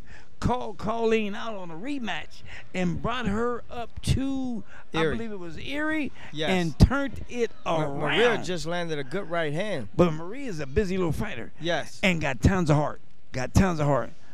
Just threw a nice left hook. She's a good counter puncher. She's definitely a good counter puncher. I love just how poised she is. Yes. Look at the poisedness. Yeah. She's real comfortable and laid back. Ooh, she just threw you can see hand right. She's definitely loading up on that right hand there. And what she's doing is trying to really pick her timing to really load up on her. She's not wasting any punches. She's letting her hands go when she needs to let them go. She's not on the defense so much as well as she is on the offense. But what she's doing is letting the girl waste her punches, and that's what she's doing. Yeah, she's throwing punches at Maria, but she's not landing. And the thing you can see, Maria, Jacqueline is like, good overhand, right by Jacqueline. She landed a good shot there. Yeah. And you can see Maria just stalking her right now. Exactly. Just walking her down, stalking her. Okay, there's 10 seconds left in that first round. I tell you what, it's been a busy round for them guys in the first round. I tell you what, Maria has definitely sat on them punches and waited. Said, okay, I ain't gonna waste no punches. I ain't gonna waste no time. But when it come time to let it go, I'm gonna let them go. Yes, yes. So, Coach, how did you score that first round there? Unfortunately, I've got to give it to the red corner. Maria didn't throw enough punches in this round. Yeah. And girl threw a little bit more punches than Maria did, and she countered a lot more punches than Maria did. So in this round here coming up, Maria has got to turn it up, because right now it's going the other way. Yes, I agree with that. I could see Maria turning it around, like I said, because she should, like just in that first round. Yeah. It wasn't like it was a dominating round for Jacqueline, but Maria was real calm. She took everything well. She was stalking her. Exactly. She was stalking her. She was being the counter puncher. Yeah. Now let's see if she gonna turn it around. Right, exactly. Well, right now it looks like Maria's coming out to be a little bit more. Oh yes, nice good left right, hand. left and right. She's getting a little busier. She's gonna turn it up now. Yes. Girl's throwing punches, but she's only catching Maria on her arms and the glove. Ooh, nice right hand, left hook. Yes. Maria said, okay, her coach probably told her to turn it up, and yes, that's what she's doing. And I think that's exactly what Maria. She's gonna make those sudden adjustments. She's gonna make that girl chase her and make that girl want to fight. Because right now, she's got to take control of this fight. Yes. From this point, ooh, nice right hand by Maria. She's sitting down and digging in. She's not letting that girl take advantage of her. What she's doing is letting that girl waste time and waste punches. Man, I tell you, Maria's she's a good fighter, man. I tell you, Yes, I love how poised she is in the ring. Yes. That just, you know what I mean, that's just something that you don't see from a lot of female fighters. A lot of female fighters is very action packed. Yes. But Maria's, you can tell she has those the skill, and she has that calmness in the ring. Yes. And that awareness. Yeah.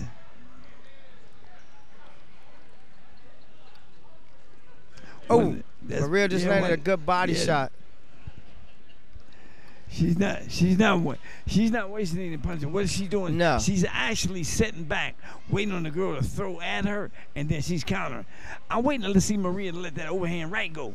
Yes. She hasn't let that go. That's one of her good punches of her. Oh yeah, of her arsenal. To me that's like her signature shot. Yes. And when did she just let it go just then? Yes. Man, I tell you, Maria's she's fighting hard right there.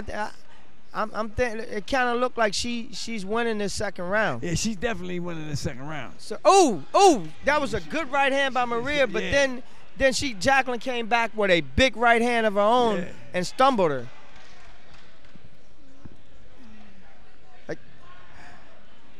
But Maria's still stalking her. Maria's stalking, yeah. Ooh, she just caught her with that right overhand right. Okay, Maria's stalking her now. Yes. Ooh, now, okay. Yeah, Maria, a couple of those are slap shots, but she need to go back to being poised again and throwing a nice clean shot. Exactly. That's what she got to do. Ooh, left hook, right hand. Yes. That's it. Nice. Now Back body to the shot. body. Yeah. Oh, uppercut. Nice uppercut, Maria. Oh, that was that was a good round. I got to give that round 10-9 to Maria. Yes. She definitely. I agree. I agree on that. What, that girl, when she felt the first round, they was definitely letting him go. That first round, Maria probably felt her out. Yes. But she wanted a girlfriend to feel what she had, and when she let it go in that second round, now it's going to be a terrible situation for this girl coming up in that third round. Oh, man. Watch what she do now. I definitely agree with that. Get busy or get out. Here we go. Cause I'm ready for Chattanooga. Yeah, and the thing, you could tell Maria was making those minor adjustments for that second round. Yes. Now we gotta look and see, is she gonna turn it up? Is she really gonna turn it up for this next round? Because right now I look at it, the fight is tied right now. Yes, I got it 1-1. Yes. I got it 1-1. Right with you, Mr. Hudson. I'm right with you on that. Okay, let's go. Here we go to start of the third round. Oh, Jacqueline turned. She kind of turned her back on that one. Maria need to stay busy. Oh, good overhand right by Maria, but then she went for the left and she missed her. Yeah. Yes. But one of the things. She just landed a good left hand on Maria, but Maria is right in her face. Yeah. Maria is not going anywhere. She is right there. Good body shot as Maria came in. She threw the jab, and then if you see the right hand coming to the body.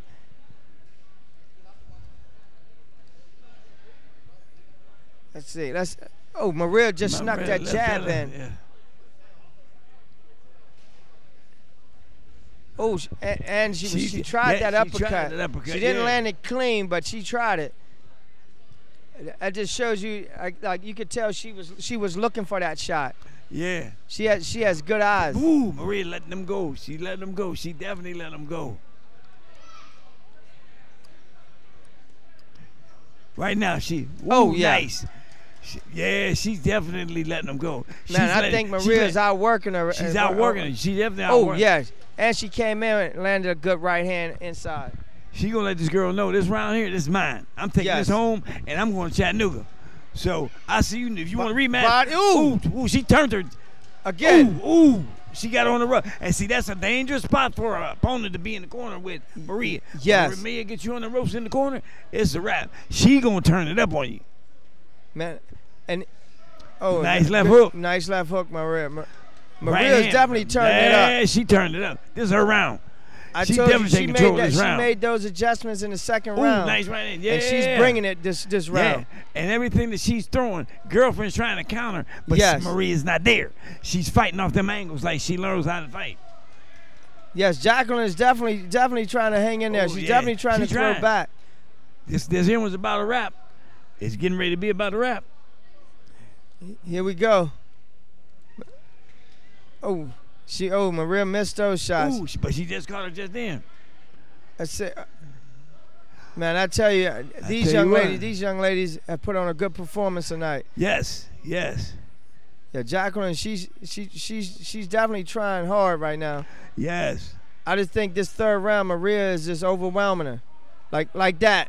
Yeah. Those inside shots and then coming upstairs is like they're perfect. They're perfect the way Maria is putting them together. She's letting them go. Yes. That's it. 10 seconds. Ooh, nice. Straight right hand down the pike. She's going to try to hit her off the break. That was right. Yes. Ooh. That Maria said, okay, you want to do that? Yeah, I'm going to send one around the corner to you. And she did. Yes. She said, okay, I'm going to let this right go right after the bell ring. Yes, we're going to see how they judge this one. Ready to do them. Yeah. We're going to see. After this here, we're going to see. Yeah. So tell me, Coach, who do you get at? I gotta give it to Maria. Yeah, Maria. Yeah, that was tough, man. Yeah. That was a tough fight for Maria. Tough fight. Tough fight, right? Yeah, tough fight, man. We definitely gonna see another victory. We're gonna see another victory, y'all in the middle. We're gonna definitely see a victory with Maria. I think she turned this up enough in this third round to take control of the fight. Because the first round was the girl out of the red corner. Second round, Maria took that. But this third round, Maria took it all the way. She controlled the fight. She fought off the angles. She worked off her jab. And she let the girl feel that right hand, feel her power.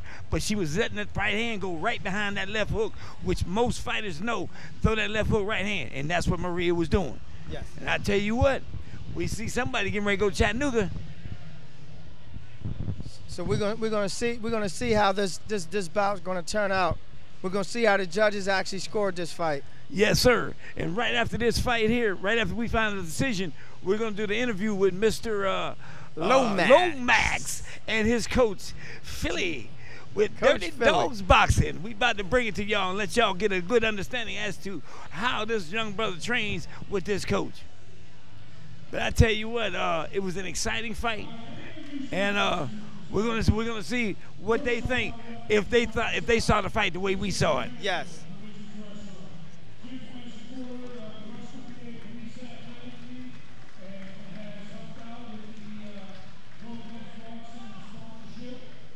Well, one thing about it, I tell you what, Maria, she fought very calm. She was not nervous. She fought poised, and she also fought where she was fighting off her counter ability, which she's good at. And the thing, I literally think Coach Drew changed the game plan up for the second and third round. Yes. And you could actually see the way she came out that second round. She came out a little more aggressive. Yes. But she was aggressive.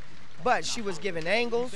Oh yeah. She never came directly at her. No, it she was didn't. always jab, moving to that left side, and then coming through with that overhand right that she loves. Yes. And I mean, she landed that shot quite a few times. Oh, I mean, it's unanimous. Okay, somebody gonna smile, somebody gonna cry. We're gonna see. Chattanooga, somebody's on their way. Hi, Yes. Maria. Yes, sir. They saw it the way they we saw saw that the same way that we Yes, saw sir. it. Yes, sir. Yes, sir. Man, that was All right, tough. them two young ladies, they fought hard, but Maria did just enough to do what she had to do. Okay, guys, we're gonna do this. We're gonna do the interview here with Eric Lomax. And Coach Philly. And Coach Philly here. You want to slide in, Coach Yes, sir. Philly? This is Dirty Dogs Boxing with that young and lovely Lyric Lomax. I'm messing with him because see, you know what? I remember when Eric started out in Braddock, pal, down there in Braddock with us. I happened to have the pleasure of working with him a little bit down there. But I tell you what, this young man, he's a very humble young man. He trains hard, fights hard, and I tell you what, it shows because at the end of the night, you see where the victory and the win went to. So, Brother Eric, let me ask you something. Let the people know who you are, where you're from, who your coach is. Eric Lomax from Pittsburgh, Bear Dog Boxing. Coach Philly, you know what it is, Dirty Dogs. Yes, sir. Yes, sir. Now, going into this fight, I seen you was very aggressive, but you was very comfortable. But I believe that you was letting him wait to feel that power of that right hand because I looked how you was setting him up as you was setting that jab up, turning the left hook, working off that angle. You was waiting to time it. And I see when you was catching him, he was feeling it. Yes, he sir. was trying to be aggressive coming in, but he sort of, after he felt your power, he didn't want no more coming in. Yes, sir. Like my coach always says, start off with the jab. When Yes. you try to come in, let him feel that power. From there, let him go. And you fought according to the game plan. You didn't waver, and it shows because you know what? It was exciting to see every round for round. You did exactly what your coach told you to do, and I tell you what, it showed in the ring because we could see as a spectator from the outside as you changed from the round 1 to round 2. We seen the change. Round 2 to round 3, we seen what you needed to do. Coach saw it, he gave it to you, and you executed it. And I tell you what, man, it was good to see you have that victory. So tell me, Coach Philly, so what was the adjustments that you had Eric do from that first round going into the second round? Well, first of all, he'll fight coming forward if he has to, but we prefer to stand still with a real fighter. We knew this guy, after the first round, wasn't going to stand and fight. So we pressed him to make the action happen. When he ran too much, we stood still. Yes. Make it obvious. Ring gentlemanship is one of the key points for scoring a fight. Yes. So we had to make sure we do that too. Sometimes you can't just blow a guy out. He's not available for that. Right, You know, right. So he has to. So we have to do what's going to win the fight because the main goal is to get out of here with the W. You know, so that was easy enough because we on May 4th. We at the Meadows, so it okay. don't stop. The only difference is next time we get introduced, it'll be as state champs. Woo! And here you go. Eric Lomax on his way to the professional ranks. And Not there too it is. long. We're gonna talk about it. Gianta Yes. Management already has the paperwork ready. Who I'm a licensed advisor. Yes. The management company. But we're gonna put that off for a while because we Yes, got sir. 1 or 2 more things to do in the amateurs. Yes. Gonna keep him busy, but May 4th. Well, you know what? He's in good Awesome. hands because Dirty Dogs Boxing has nothing but turnout champs. So you with the good coach, you with a good team. So just keep doing what you're doing. Listen to your coach. Keep growing, keep learning. And I tell you what, we wish you all the luck in the world. Everything Definitely, you man. to continue to do. It's been a pleasure watching you grow in this boxing sport. Yes. Because you made it exciting. You made it to where you can see how once you start and then as you develop and to grow and develop and grow, it continues to go in your favor. So again, man, we want to thank you for all of what you're doing in boxing. Who you like to give a shout out to? Appreciate you. I want to give a shout out to God and my family, my dad, my mom, and my sister. There it is. That's right. Same thing. Allah is God. Everything is good, man. You know what I mean? One God, one people. There it is. Whoever you pray to, man, he's looking out for all of us. These 2 guys got in the ring today, and put on a show where you could not be here tomorrow for one punch. Yes. And they both got out of the ring. There's got to be a winner and a loser. Yes. I'm gonna be honest with you. If you're gonna be a winner, you can't be concerned with losers. Yes. So we don't care. There it is. But I'm happy the young man was unharmed and got out the ring. Hugged him, he hugged me. He's in good spirits. So, you know, God is good. Yes, sir. But Yes, sir. But Eric Lomax is state champ. Well, you know what? Right about that, champ. And wanted to say one more thing. Coach Phil, I had the pleasure of being a part of Dirty Dogs team for a long time, being around it with your coaches. That's right. It's nothing but nothing but the sky's the limit for you. I wish never been. You've been around a lot of champion fighters, and I tell you what, maybe this is the one that's going to take you over the hill and bring it back and say, hey, look at us on HBO, Showtime, Showbox. Well, listen, I wish y'all the best, man. It's good seeing y'all. Congratulations again on that win. Appreciate you guys, man. Yes, sir. Definitely. All right, okay. All right, folks, and this is Roxamore Sports, and we'll be right back.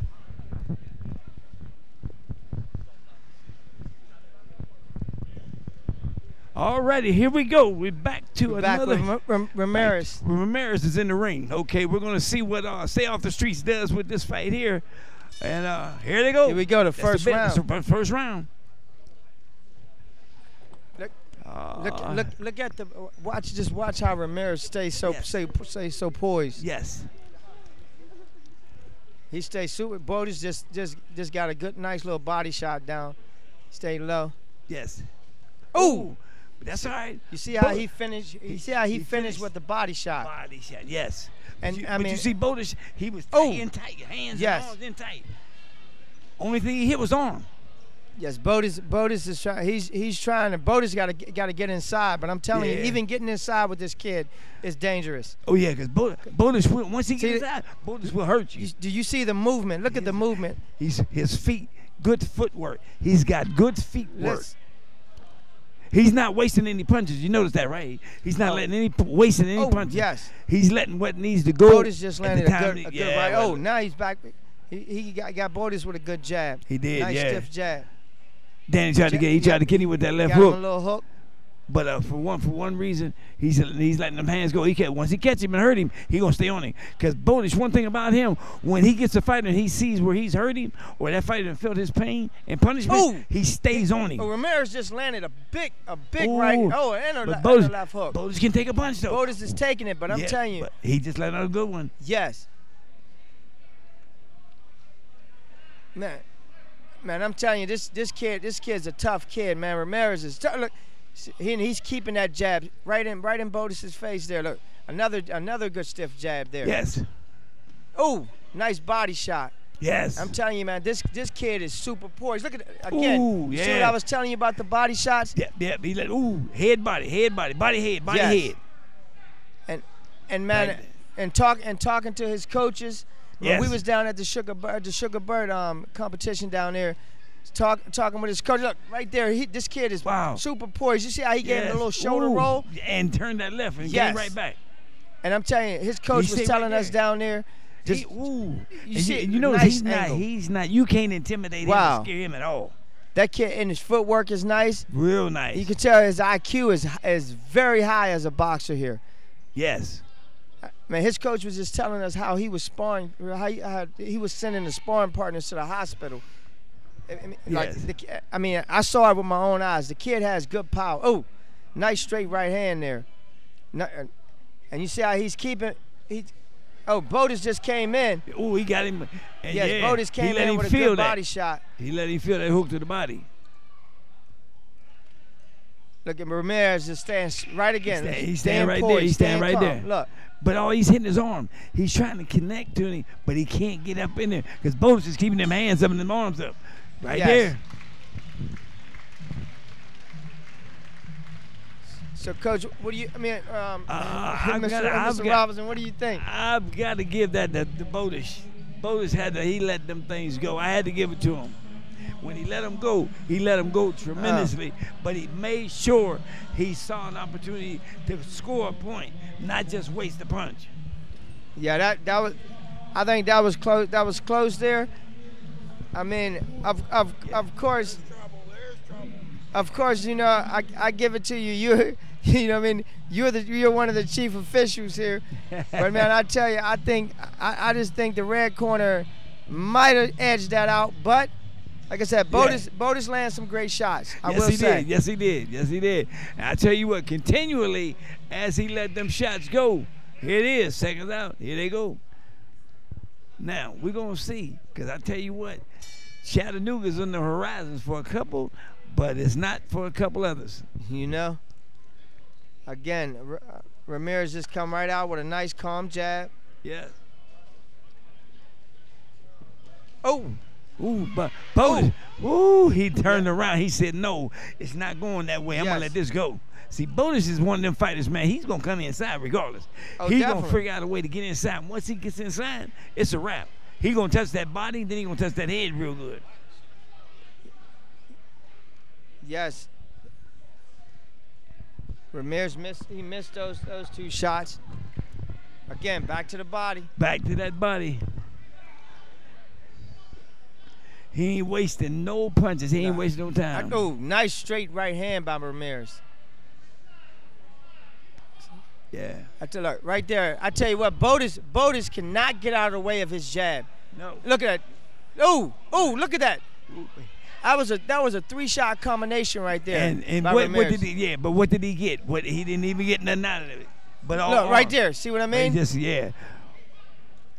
He's letting him. Ramirez is letting him go, but he can't connect it. Look right there. Nice body shot. Look. Look. Ooh. Nice body shot. Got left hook, right hand, left hook. Look what I'm telling you, man. This kid is bringing it right here. Yeah, Ramirez he's bringing it. That overhand right. Yes. Overhand right. He's definitely. Like I said, Bout is definitely doing his thing.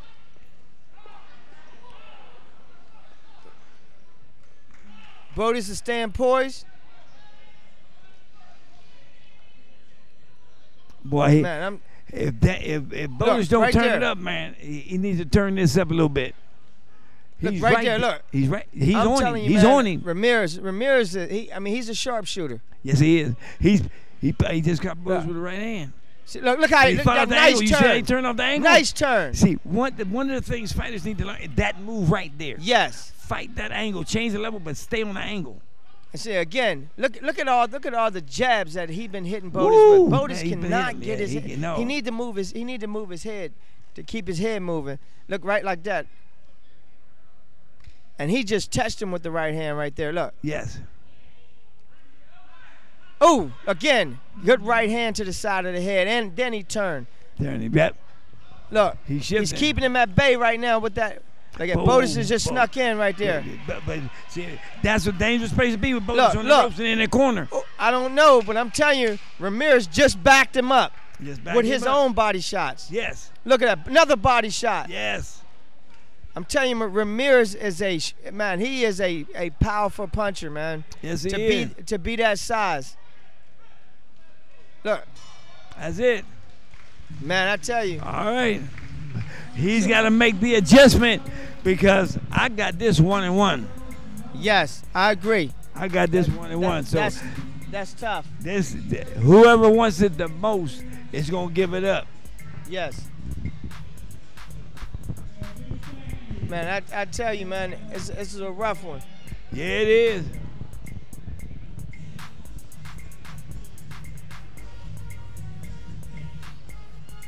I see Tommy Yankella in the ring giving his man, Danny Bullish, a little bit of advice as to what to do and to capitalize on this third round.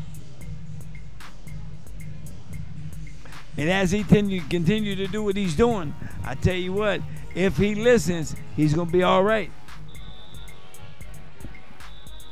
Here we go. Start of this. Here it is. And somebody going to say yay. Somebody going to say nay. It's going to be a yay and nay. Yay and a nay. Here we go. Oh, okay. He want to use that jab to keep Bullish at bay. Well, that's all right. Bullish came in. Don't stay on the ropes with Danny. Danny going to hurt you. If you stay on the ropes and in that corner, that's how he likes to have his opponent. He's dangerous when you stay in the corner on the ropes. Again, I tell you, man, Ramirez, that kid can move, man. Yes, he can. Look. Right there. Look. A jab, 1-2, slide out. Yep.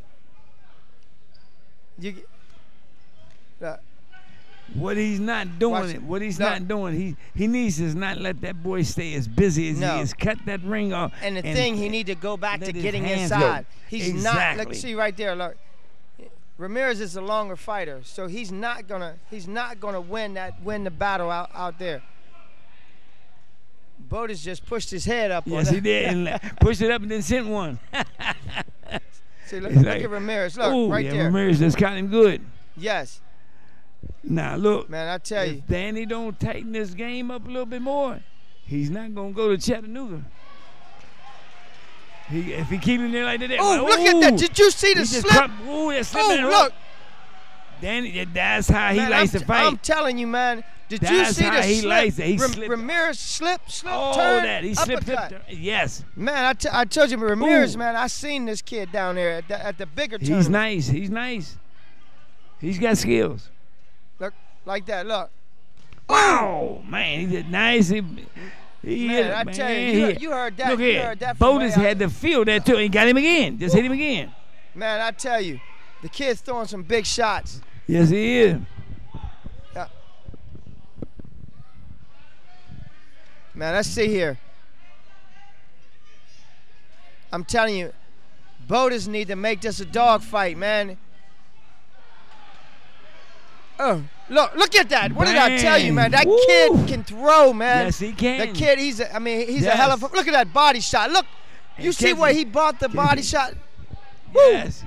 Bout landed a good uppercut. Yes, he But I'm did. telling you, Ramirez, man, that kid, woo.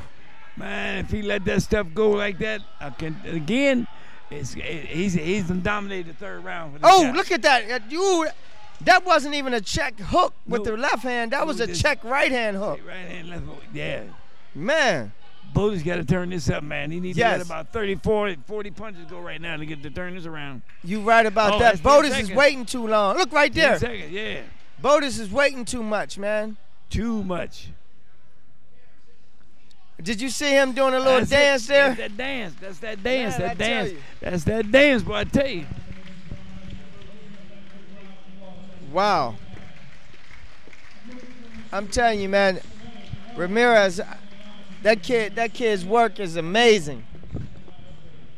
This third round is getting ready to go. It's getting ready to go. We're gonna work. We're gonna get up to the third round, I got to give it to Ramirez. Ramirez on that third round, so it looks like it looked like he's going to Chattanooga. Yeah, Ramirez is a hell of a fighter, man. Yes, he is. Hell of a fighter. Woo! Turned it up big time right there.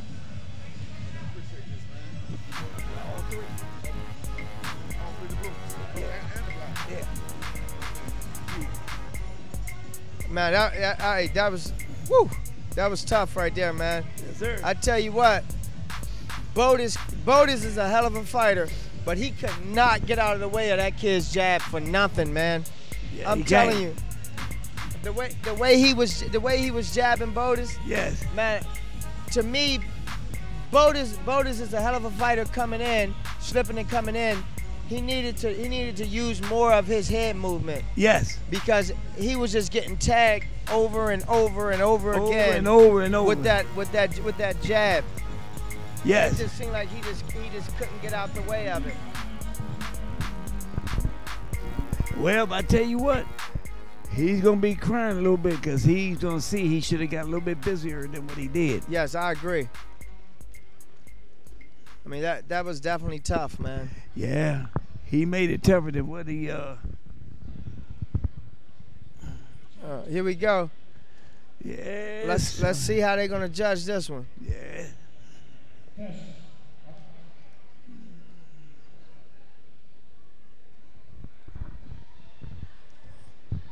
So I look at it when they were taking their time making this call, like, woo. Here we go. Well, I got to bring this out, and Ramirez, like you said, when you saw him down below fighting, you knew he was a prospect that was going to be developing some skills. Definitely. I mean, I could see the skill level even back then, But down there, Yeah. I mean, like I said, and you know the competition is a lot stiffer down there in those big tournaments. And I saw that kid stopping 3 to 4 people with body shots. Yes. And you could hear those shots that he was landing way over here where we're at. Yeah. Yeah. He was hitting him, and I know he was feeling them punches too. Yes. Yes, this is a tough fight, and I would say too, it just kind of goes back to what was the judges really looking at. Yes. You know. So, is there going to be I don't know if there's going to be intermission or not. Ramirez. Yes. There it is. We seen I it. told you, man. You was right. He turned that up. I told you, and if you look at it, Bullish didn't want it as Yes. bad as he thought he should have, because Ramirez said, "I'm gonna stick and move, stick and move." Yeah, I'm telling you, I think Bullish was a little upset with the call there. But he can't be, because of the fact that we all seen it that way. He was in the ring, but he didn't do what he was supposed to do. Man, I tell you, Yes. tough fight. Yes, it was. Definitely was a tough fight. Yes, it was. Oops. Sorry. Yeah, it was a tough fight for some of them. Okay. Okay. Man. Okay. One of the things I gotta say is that he continued to fight all the way to the bitter end. Definitely. He didn't give up. He didn't give up. And like I said, Bullish made it a tough. He made it a tough fight. Yes. It's just I think Ramirez. He just landed the cleaner shots. He did. He really you know did. What I mean? He He really had did. ring generalship. Yes, he did. The guy just worked out perfect, man. Yes, Everything he did. was perfect. He did. He worked out real good. I mean, you could hear his shots from way over here where we're at. Oh, and yeah. I mean, he landed some big. He some was big hitting boy some big shots. Big shots. Definitely. So I believe there's going to be intermission right about now. Yes. So. And Send man, both of them. Send both of them. man, I tell you though, man, Ramirez is a great fighter. I mean, the punching power that Punching kid power, has. yes, sir. Yeah. Hey, definitely. don't go nowhere, Mark. Oh, we take this picture. Take this picture. All right. Listen. We would like to let you know, folks, here we have a live gentleman here with us, Mr. Mark McAfee, who is actually the president of Allegheny Mountain Association that has done so much for boxing in the state of Pennsylvania and throughout the city of Pittsburgh. I tell you what, Mr. McAfee, you've done a great job. We take our hat off to you. You've done a whole lot for this boxing. What have you not done? I've done a little bit of everything, but it was always not a me thing, it was a we thing. I need help from everybody. And now that Mr. Cvetic has passed away, we all have to step up to the plate and do the right thing and keep boxing going. Mr. Cvetic kept the boxing going in West Pennsylvania for 40 years. 40 years. And he was here, and he's always been here, always be in our hearts. He's a fantastic man. I want to thank Roxamore Productions. I want to thank everybody out there, all the fans, all the coaches, all the athletes, and all the people who come to see everybody, help these young kids. And thank you very much. Definitely, thanks. Thank you, Mr. Mack. So, Mr. Mack, I want to ask you, how have you been enjoying this show tonight? Oh, a very, very good show tonight. A lot of talented fighters. They come all over the state. Yes. And I wish everybody well, and be careful going home. Yes. You as well, Thank you. Mr. Mackey. Thank you very much. We appreciate it. Thank you. And here we go. And Mr. Ramirez. We want to do an interview here with the Ramirez. Yes, sir. We're going to do a live interview now. And with his Mr. coach. Ramirez. He definitely turned that fight up tonight. Come on in, man. And I tell you what. Come on in, Coach. Congratulations on your victory. And congratulations, on guys. your way. Be safe on your way to Chattanooga. But anyway, I'd like to ask you one question. How do you feel going into the fight? Because you knew how Danny was, but knowing how he was as a fighter that likes to stay on the inside, what was your game plan for setting him up to take it over? I just had to keep turning him using my jab and like not let him get close and keep moving. Couldn't let him stay inside. Well, I tell you what, we watched you from the outside out here. You have tremendous footwork. And I tell you what, you fight good off the angles. We can actually tell you that you fight exceptionally well when it comes to picking your punches. You don't waste no punches. You pick your punches, you let them go, you're not afraid, and then when you get hit, it doesn't knock you off your square. You continually box, and that's what makes a good fighter. And also, we can tell that you listen to your coach, and that's a dynamite thing, because what makes a good team is when the fighter listens to the coach, and the coach can pour into the fighter. So let me ask you, what's on the horizons next after you leave and travel down to Chattanooga? What you say again? Chattanooga, Tennessee. You going down to Chattanooga now, right? Yeah, I'm going to Tennessee. Well, good luck down there. And then after that, you're coming back and getting ready for some club shows, or you going to take a break for a while, or what do you have on the horizons? I stay working. I no breaks at No, all. and there you go. That's how boxing is, 24/7. There is no breaks. Yeah. You don't play basketball. You play basketball, but you don't play boxing. Yeah. So listen, I want to congratulate you on your victory and all that you've done and your accomplishments. Coach, we want to thank you for producing a fighter out like that there. Is there anything you'd like to share with us about your the fighter? kid works hard. Yes. He don't leave nothing behind. He brings everything when it's time to come, and he's a smart kid. He listens to everything. Yes, Good he kid. does. It shows. Well, listen, team, is there anybody you'd like to give a shout out to? Thanks for everybody at home supporting me, watching me, and that told me I could do it. Thank you. Couldn't do it without y'all, and I was without my coach pushing me all the time. All right, and you've done it. Well, once again, congratulations. Guys, I just want to say, I learned, like I was telling the fans out there, I saw you fight down there at the Sugar Bird. Yes. And I was telling them the body shots that you was giving down there. Oh my goodness. The way you was stopping guys with body shots, and coming down there watching that, and I was and my fighter LaRon, I mean, and I was telling him, we was sitting there watching the way that you moved, the way that the way that you was countering down there. I mean, it was amazing to sit there and watch it. And then we had to talk with you, Coach, and you was just like, I mean, the kid's amazing. The kid's amazing. The kid listens to everything. It's like it shows. He said, and he was like, it's just like a remote.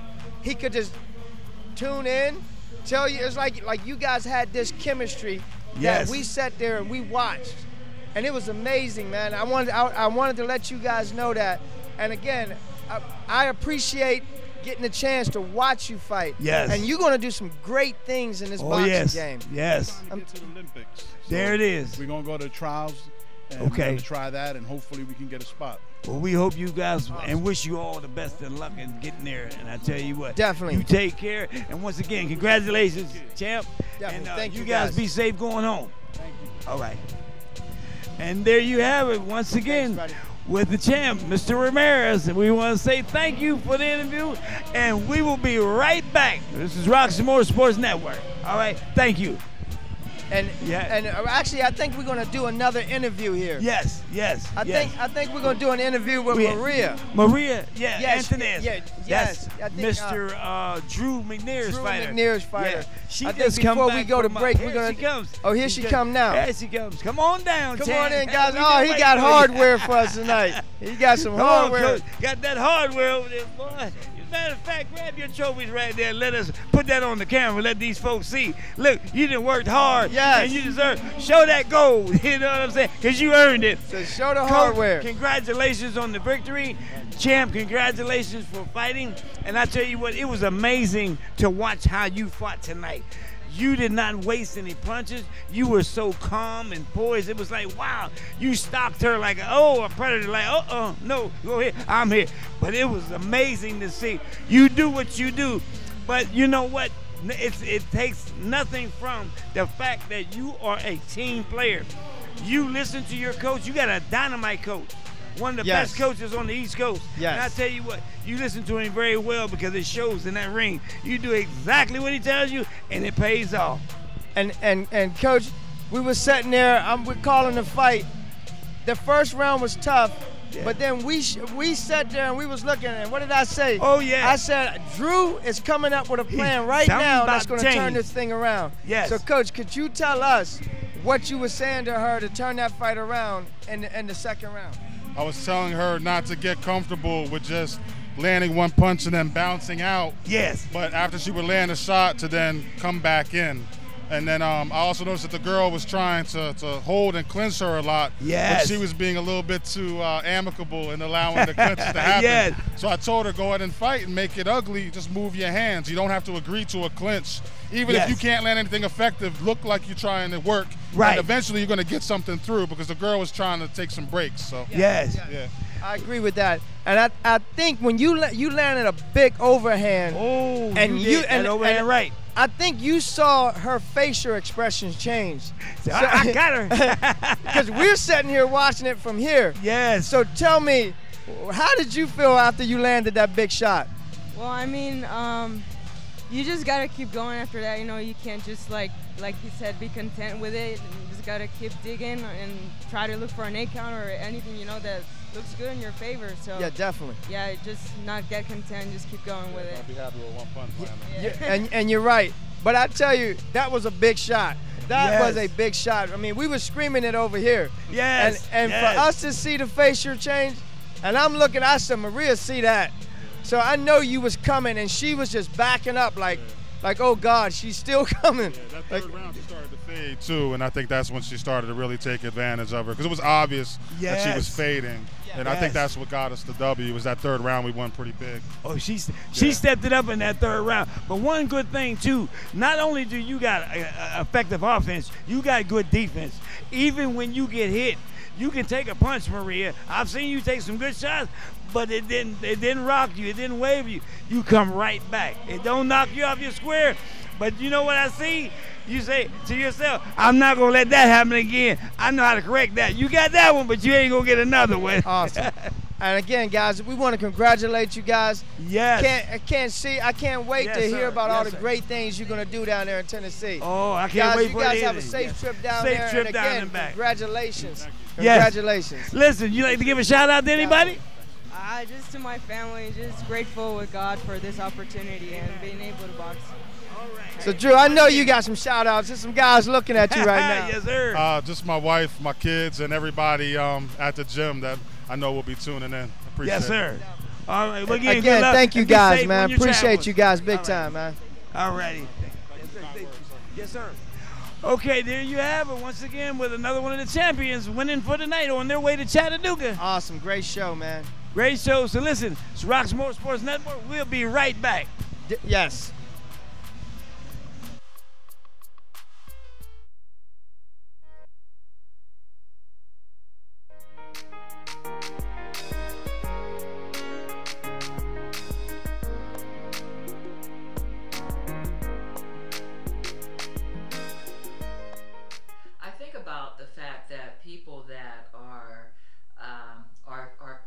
steeped in the Word, people that love the Word of God. When we think about iron sharpening iron, we think about the fact that people can come together. I think it's so important that when we come together, we all have something to offer, and not any one person has everything. And so God has made it so that we can come together, use our talents, use our gifts, and help one another. So when you think about iron sharpening iron, it's people that have experiences, and they walk through those experiences, they understand how God will move by His Spirit in those experiences, and they use them to help one another. My interpretation of that scripture is that no one person is the expert but God.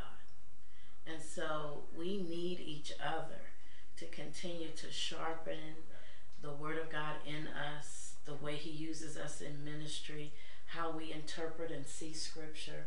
We see Scripture one way this year, and if God allows us to live next year, that same Scripture means a whole different thing. But from humility to approach the Word of God, that I don't possess it all, no matter how many degrees I have, no matter how many years of experience I have to learn from other iron bearers around me. And so if I'm teaching, or if I'm preaching, or if I'm doing a workshop, I'm also a part of or a student in that same space, because there's someone or everyone in the class has everything to learn from everybody else. So I don't believe in the expert approach to the Word of God, but I just believe that there are teachers. We are all teachers as well as students of the Word. So if I'm iron, I want to be around other iron bearers so that I can learn and I can grow and expand and share what I have as well.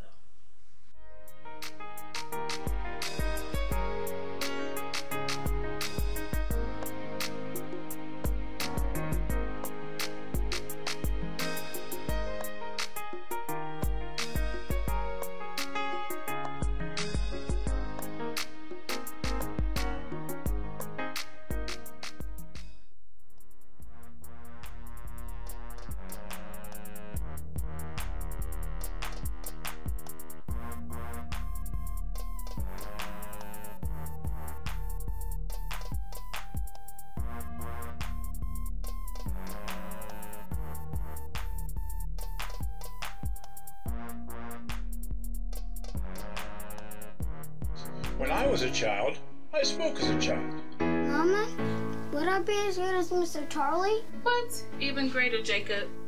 What do you want for lunch? Your favorite? Yep, no crust. But once I became a man, I put away those childish things. Son, there is an envious and jealous spirit that lies within you. Only the mighty hand of God can free you from. So, evil spirit, I command you, come out. Well, not quite. From Renewed Minds Media Group comes the most hilarious, outlandish comedy of the year. Jacob was a thief. He stole the money off his brother.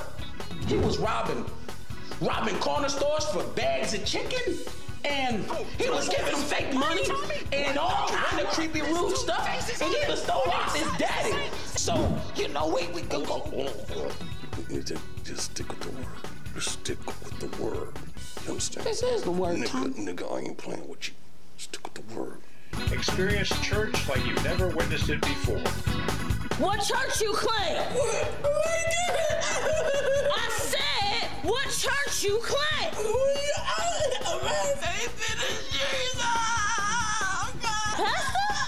What if I told you I'm not really a pastor? I wouldn't believe you. Why not? Because I don't date Lomax. Jacob, when you gonna stop this foolishness? You lying to the church. They gonna be dropping. And this is just like Mama used to be. You lying to yourself. You see, I am a pastor now. You need to tell that girl. I've been thinking about settling down. Oh. Okay. Yeah, and before you walked up, I was in the middle of asking Tiffany, will you marry me? See? I even got you this cake. I'm just wondering why your name's on the cake too, Tiffany. Oh, well, there was so much space, I just thought they should. Thank you. Pretty, right? It's a pretty cake, Tiffany. You did a banging job. Thank you. I got a lot I gotta get done, okay? Are you ready to sing? Are you ready to dance? And most of all, are you ready to laugh your butt off? It's about what time you talking about? All this time you wanted to fight with the Lord. So now it's time to fight. Like.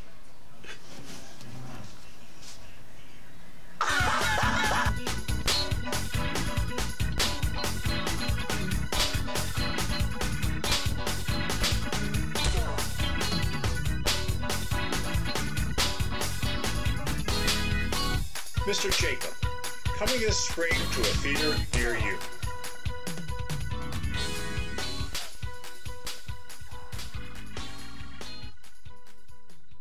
You know what? Jacob, he's a fraud. And he's a phony. He's not a real pastor. He's not even a real pastor.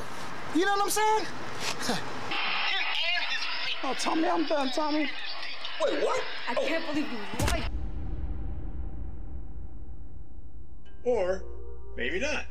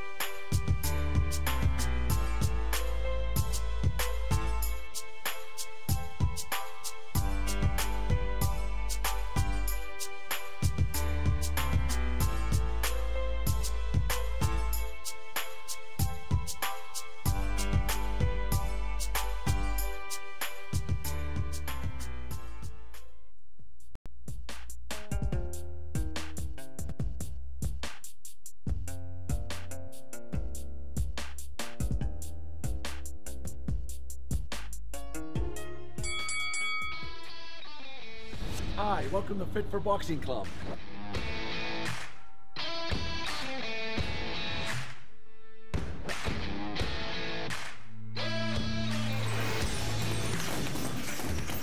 Here at Fit for Boxing, you'll find a fast, fun, and effective workout where you can burn up to 1,000 calories.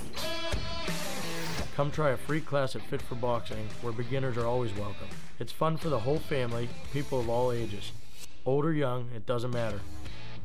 In addition to our trainer-led workouts, we also offer private lessons, community, fundraiser, and team building events for local companies and more. Hi, my name's Mary. I've been a member at Fit4 Boxing for a little over a year now. If you need to get a good workout in, come to Fit4 Boxing, and Rich and his staff will take care of each and every one of you. Fit for Boxing Club is located in Hampton Township, just outside of the city of Pittsburgh on William Flynn Highway. Come learn how to box and have fun. Call Fit for Boxing Club at 412-213-3584 or visit our website at www.fit4boxingclub.com.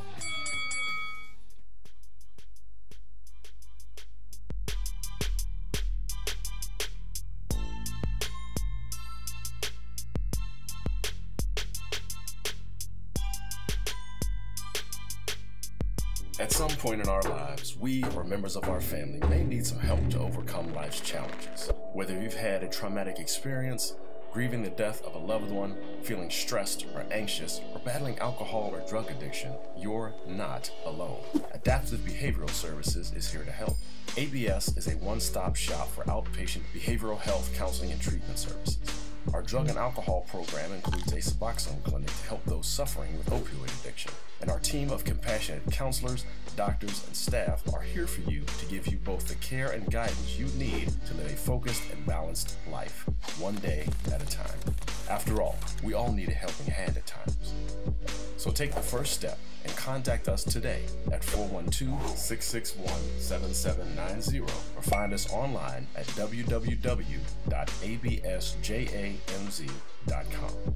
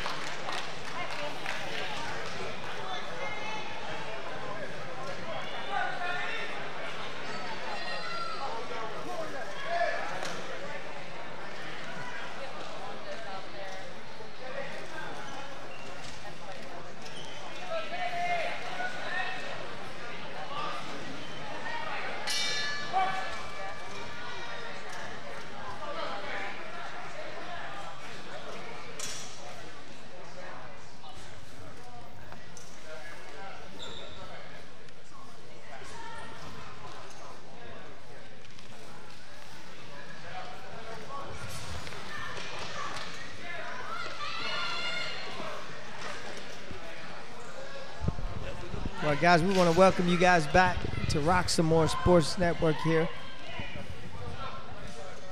And this is Teddy Jr. This is Teddy McKenzie Jr. fighting DeAndre Hudson out of James Schuler Memorial Gym.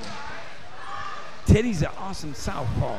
One of the things that I watched Teddy as he was growing up, he used to spar with a lot of our fighters. We used to take and spar Teddy because he was a southpaw. What we would do is say, okay, you've got to learn how to stay on the outside of that foot of a southpaw to learn how the orthodox fighter to do that. So Teddy started developing and started growing, started learning. That boy turned been to the Nationals three times. Nice left hand. He's been to the Nationals 3 times. He's not no slouch. When you go fight Teddy, you got to bring it because Teddy going to make you fight. Man, and he's real poised too, man. Yeah. Super poised in the gym. I mean, in the ring here. That's nice it. slip. Oh yeah, not real nice. Ooh, you see, in tight. Nice combination. In tight. He set that combination up real good.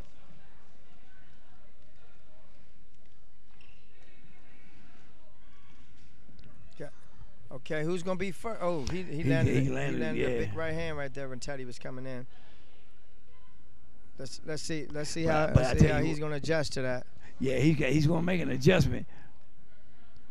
Yes, like both of them right now is waiting on one another.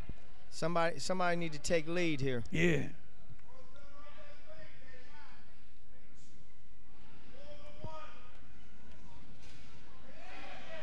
Oh. Yeah. Teddy came in that time with a big body shot. Again, they're both sitting back waiting.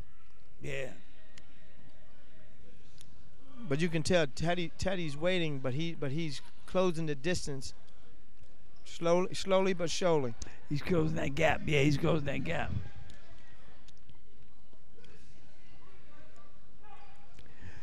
He's not letting it. Ooh, he's not letting it stop. He's definitely letting it. He's definitely letting his hands go. Yes.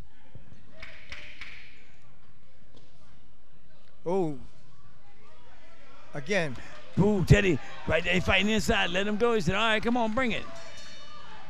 Boo. Man, you see, woo, you see, them boy turned it into a rumble. Yes. See, one thing about Teddy, he's not going to let you get the best of him. He said, okay, you want to let him out? I'm going to let him go right back at you. I'm going to let him go right back at you.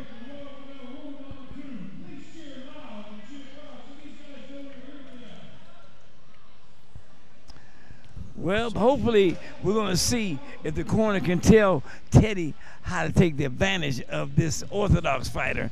And that coach in that gym, DeAndre, in James Schuler's gym, he's going to try to have to tell him how to get around fighting that southpaw, staying on the outside of Teddy's right foot. Because, see, that's what will make Teddy have to keep changing levels. If he's still on the outside, throw to that body and make him turn. He's got to set his feet back up every time. I agree with that. All right, we're going to see. Round 2 coming up. All right, I got to get the first round of Teddy. Teddy threw a little bit more, connected a little bit more. Yes, I agree with that. I agree 100% with that. Because Teddy got busy. He did. In the latter of that first round, Teddy got real busy. Yep. He got busy. Yeah. Again, you see, they both playing the weight game right now. But you know what? They both respect each other. They felt each other's power. Oh, nice check hook right there. Teddy just landed. Teddy just got touched real good just now.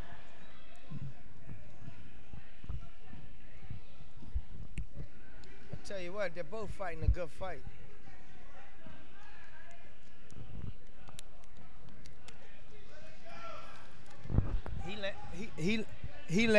He landed a nice little check hook there. Teddy did. Teddy's working. Teddy's working. Teddy letting them hands go. He's definitely working right now. He gave Teddy a warning about them heads. Yes.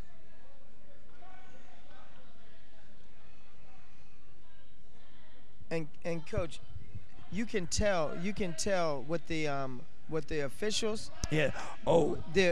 You can tell the official that's from around this area and from another. And from around up near, I'll say up in the Philly area. Yes. Those guys.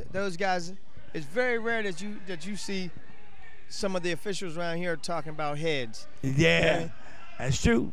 That's like, true. Or slap shots. Exactly. You know what I mean? Now, one of the things that they used to get mad with me about is they said I called too many things. I said, listen, these are what needs to be checked now, so they'll quit doing it. Yes. You know. So yeah, I used to do a lot of that, man. You know, stop that stuff, and to the point where I give you warning, keep doing it, I'm gonna take a point. Oh yeah. Teddy's pressing. Teddy's pressing. And that's what he does. When he gets under the gun, he's going to definitely try to press him out, I think. He's keeping him on his back foot. You know who I should like to see him and what you call spar, put in good work, him and Johnny Spell's son. They used to get busy. Oh, ooh. Who got that? That was it. Teddy that was a put good that left hand. Wow. Nice. Yeah, it was nice. Teddy took a big right though from Did him. he? But he took it well. That's it. He took it well. Let's see. He just snuck another right in on Teddy. Yes, he did. Oh, and then he check hook. But he have to know how to check hook and turn off the check hook. Oh, Teddy just caught him. He just caught him with a good right hand. That's true. Oh, wow. That's it. Yes, he did. He caught him with a nice. Yes. Now it's gonna tell how bad they want this. Yes, sir.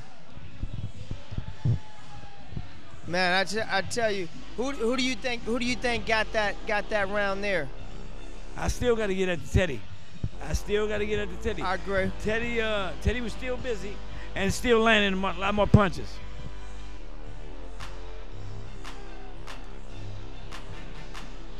Man, I tell you. I see we got Jerome coming up next. Yes, and I'm telling you again, man, I can't wait to see that fight with Jerome. Yes. Like I said, people can say that I'm biased because I've worked with Jerome. But that's okay. But I've only done pad work and a little bit of ring work, as in just just showing him some of the footwork that I've learned coming up. Right. But again, to watch that kid fight, man, it's a pleasure to watch him fight. Yes. I really love watching him fight, man. Here we go. Look at Teddy. Teddy's giving him feints with that jab. Ooh. Again. Teddy gonna turn it up. Teddy gonna turn it up. He letting his hands go. Okay, you want to hold me? I'll hold you. Yes, both of those guys was holding him and rabbit punching. Rabbit punching, yes. Yes. He just He's definitely doing the rabbit punching. Good. They both holding and punching at the same time. At the same time, yes. I tell you, man. Oh!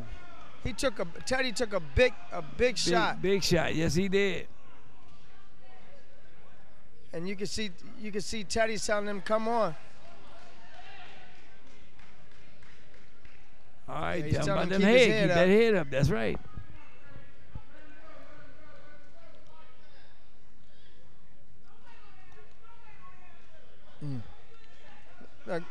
I tell you, man. This The thing is sitting here watching, man. Yes. Like both of these guys, they're both. He's coming in on him. Yeah, they're taking their time. Teddy letting it go now. Yes. Ooh. He just landed a nice. He said, "No. This is third round. I'm gonna let the people know I want this. I'm going Chattanooga. I don't care what you say." Man, I'm telling you. Good counter shot by Teddy. Yes. Good counter. Turn throw. Teddy's still, he's still walking him down, still pressing the fight. Yes. Still pressing big time. Yes, he is. Man, I tell you. Yeah, big time. Again. Okay, you want to hold me? Man, the ref I say the ref need to jump in there at that time. He giving him a warning. Yes. He's in control. And see, that makes a good ref. That lets you know he's going to check everything. Yes. So That's what we need to do more of. Oh, I agree. As Pittsburgh officials. Because you got gyms from out of other states that don't even want to come to Pittsburgh. They both landed on that time. Like a headbutt almost.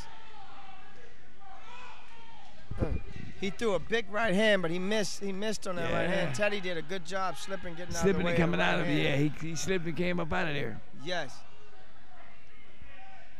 Here we go. He's giving Teddy a lot of feints, but Teddy ain't. He's not budging on the feints. Ooh, good counter by Teddy. Yes, that's it. 10 seconds. It's a wrap. Yes. You gotta let him go. He's gotta let him go. Time to let your hands go. Yes. Let it all out. Oh man. He followed him all the way into to make sure he got what he needed to get.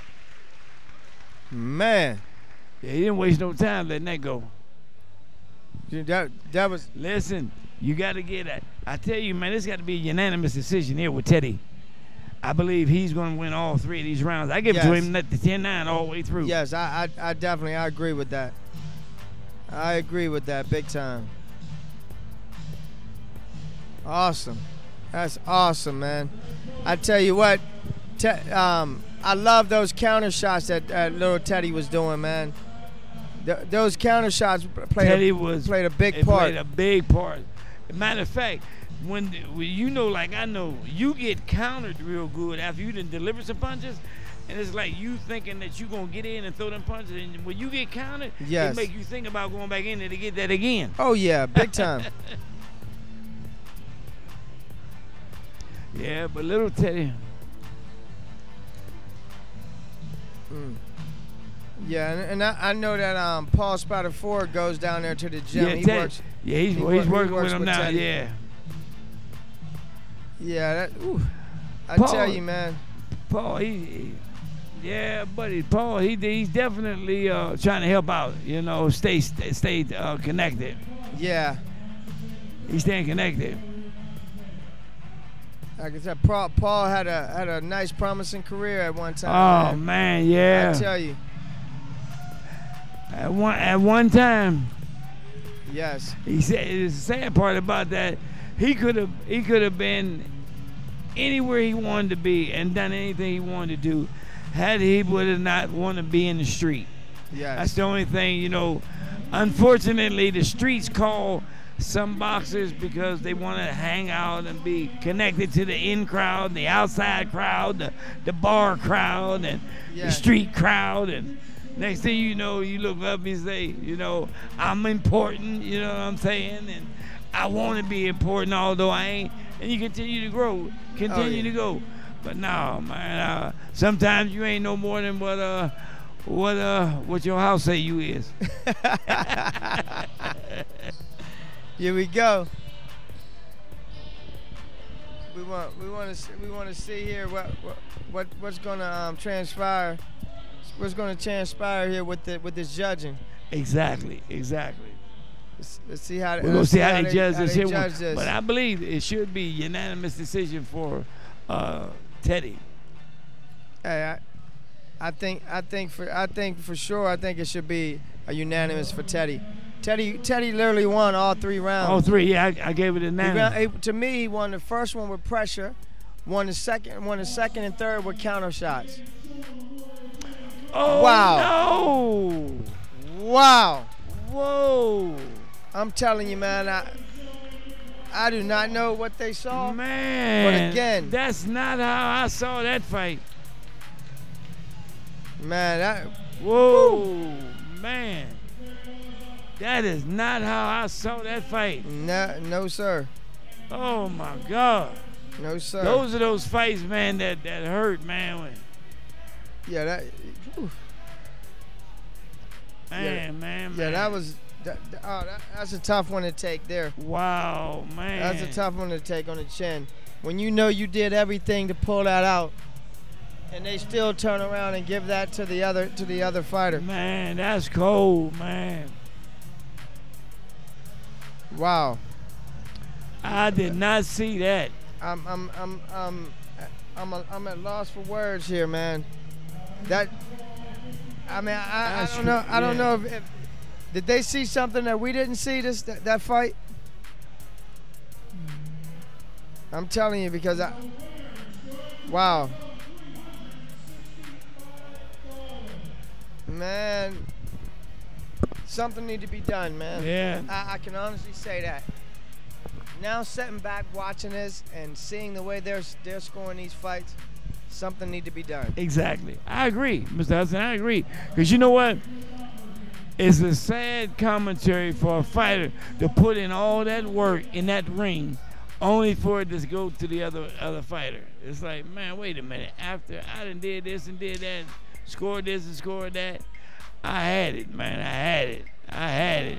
But he didn't let it go, man. You know, he's got to be the one to say, okay, y'all didn't see it that way. Well, I bet you next fight, you're going to have to watch me closely because I'm going to show you that you're not going to take that away again for the next fight. Oh, yeah. Big time. Crazy. Man, that was a tough one, man.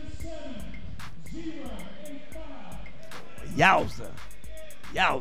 Man, that was a tough fight. Phew, yes, sir. I just can't. I'm puzzled because I cannot believe that they gave that fight. Yeah. They gave that fight to the other kid. Yeah, I couldn't see that. I didn't see that one. Nowhere. Definitely didn't see it. Woo, I did not see that. Woo, man.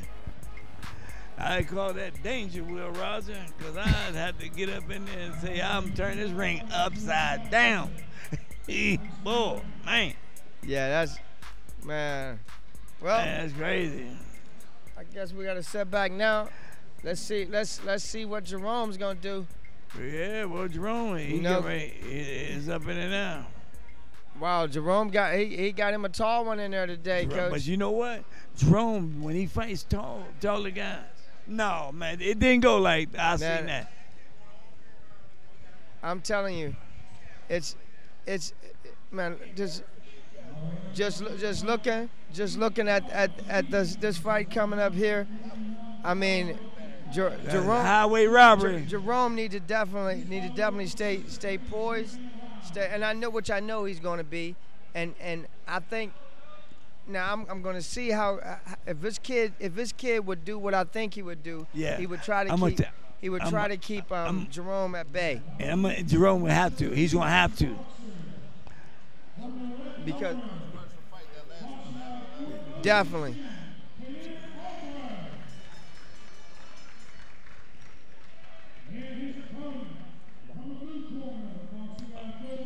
Yeah, man, I tell you, man. Here we go. That's it. Let's see, can Jerome turn this around? Can Jerome turn this thing around? And you know Jerome's gonna bring it. Yeah, especially after seeing his teammate Teddy get robbed the way he just did. But yeah, Jerome's gonna bring it. Yeah, we're gonna see. He's not gonna let this go down. Jerome good at his defense is good. He's catching them already. Oh, definitely. Here we go. Look how poised Jerome is, man. Yes, he is. Nice little feint. Jerome just stays so nice and calm. Yes, he do. Yes, he do. Nice, calm, and relaxed. Yep. Super poised. Check him out. Nice little feints there. Giving him good feints. And the kid, you could tell he's trying to pump that jab to keep Jerome outside. He's trying. And you know Jerome is just collecting data right now. Yes, he is. He set him up. He's okay. See what you're doing. See what's working. Just collecting data. Mm-hmm. Yeah. I told you, I knew Jerome was gonna work his way inside. Yep. Once he do, he gonna let him go. Definitely. Once he gets on the inside, he's gonna definitely let him go. Man, it makes a difference. And you know, once he get inside, he's gonna turn it up. And that's Jerome's fight. He's gonna turn it up big time once he get inside. Oh, good, nice body shot by Jerome. Yes. Nice little lean slide over body shot, and then he was right back in front of him. I thought he was gonna follow up with something, but I think he's just trying to figure him out right now, trying to figure out that distance, because you can see that kid got a lot of length on him. Right. Oh, looking at that shot there, I don't think he's much of a body shot, of a body puncher. So I think Jerome need to make this an inside fight. Because he's definitely gonna do it. Yeah, if I was Jerome, I would throw that jab, slip, go body, head. Yes, yeah. He went different. He went head, body. head, body. Again, he's starting. Look, and you notice he's starting to engage now. He's starting to engage. Starting to make this thing a fight. Look. Yeah, he said, all right, nah, come on, I'm gonna stay on him. Starting to make this thing a fight now. He said, come on. Yeah. So you want to knuck? We gonna knuck. Yes. And you see he's coming in. Yeah, and boy tying him up. Oh, nice. The kid he threw a nice right hand left hook. Yep. He just landed on Jerome. Jerome just came right back. Yeah, Jerome need to keep his punches in. Oh, Jerome landed a nice little hook there. Man, I tell you, those guys. Woo, they getting it. You know this next round here. This next round is gonna be tough. This next round is definitely gonna be tough. It's gonna be real tough. Man, because they're gonna bring it this next round. I think that was the fill-out round there. Yeah. That was the fill-out round, and for me, I think these next two rounds is gonna be I'm coming rounds. Yes. You know. Again, like I said, you know Jerome as well as I do. Jerome brings it. Once he figure everything out, he definitely bring it. He's bringing it. And I think Jerome, he need to make it an inside fight. Yes, I make an inside fight too.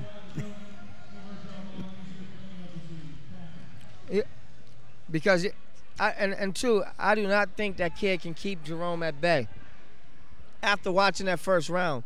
But we'll see how. Oh, he's looking for that right hand. Yeah, the kid's looking for that right hand. Oh, Jerome just landed a right hand of his own. Oh, came right back. Yep. Again. Jerome need to keep coming in. Yep. When he's coming in, he's catching him on the inside. That was smart of the kid to tie Jerome up, though. That was smart. Jerome got inside, time up. Oh, Jerome just landed another good right hand. Good right hand.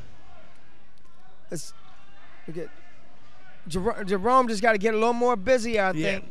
Right like that. Just like that. Right there, yeah. Make him stay right there. Yes. Stay right in front of me. Stay right in his chest. Stay right there.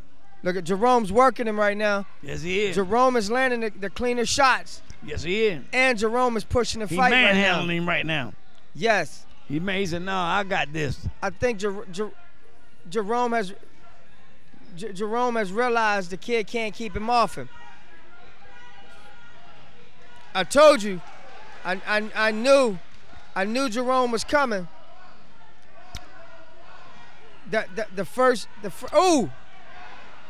Jerome I think Jerome, he think he rung his bells on that one, Coach. Yes, he did.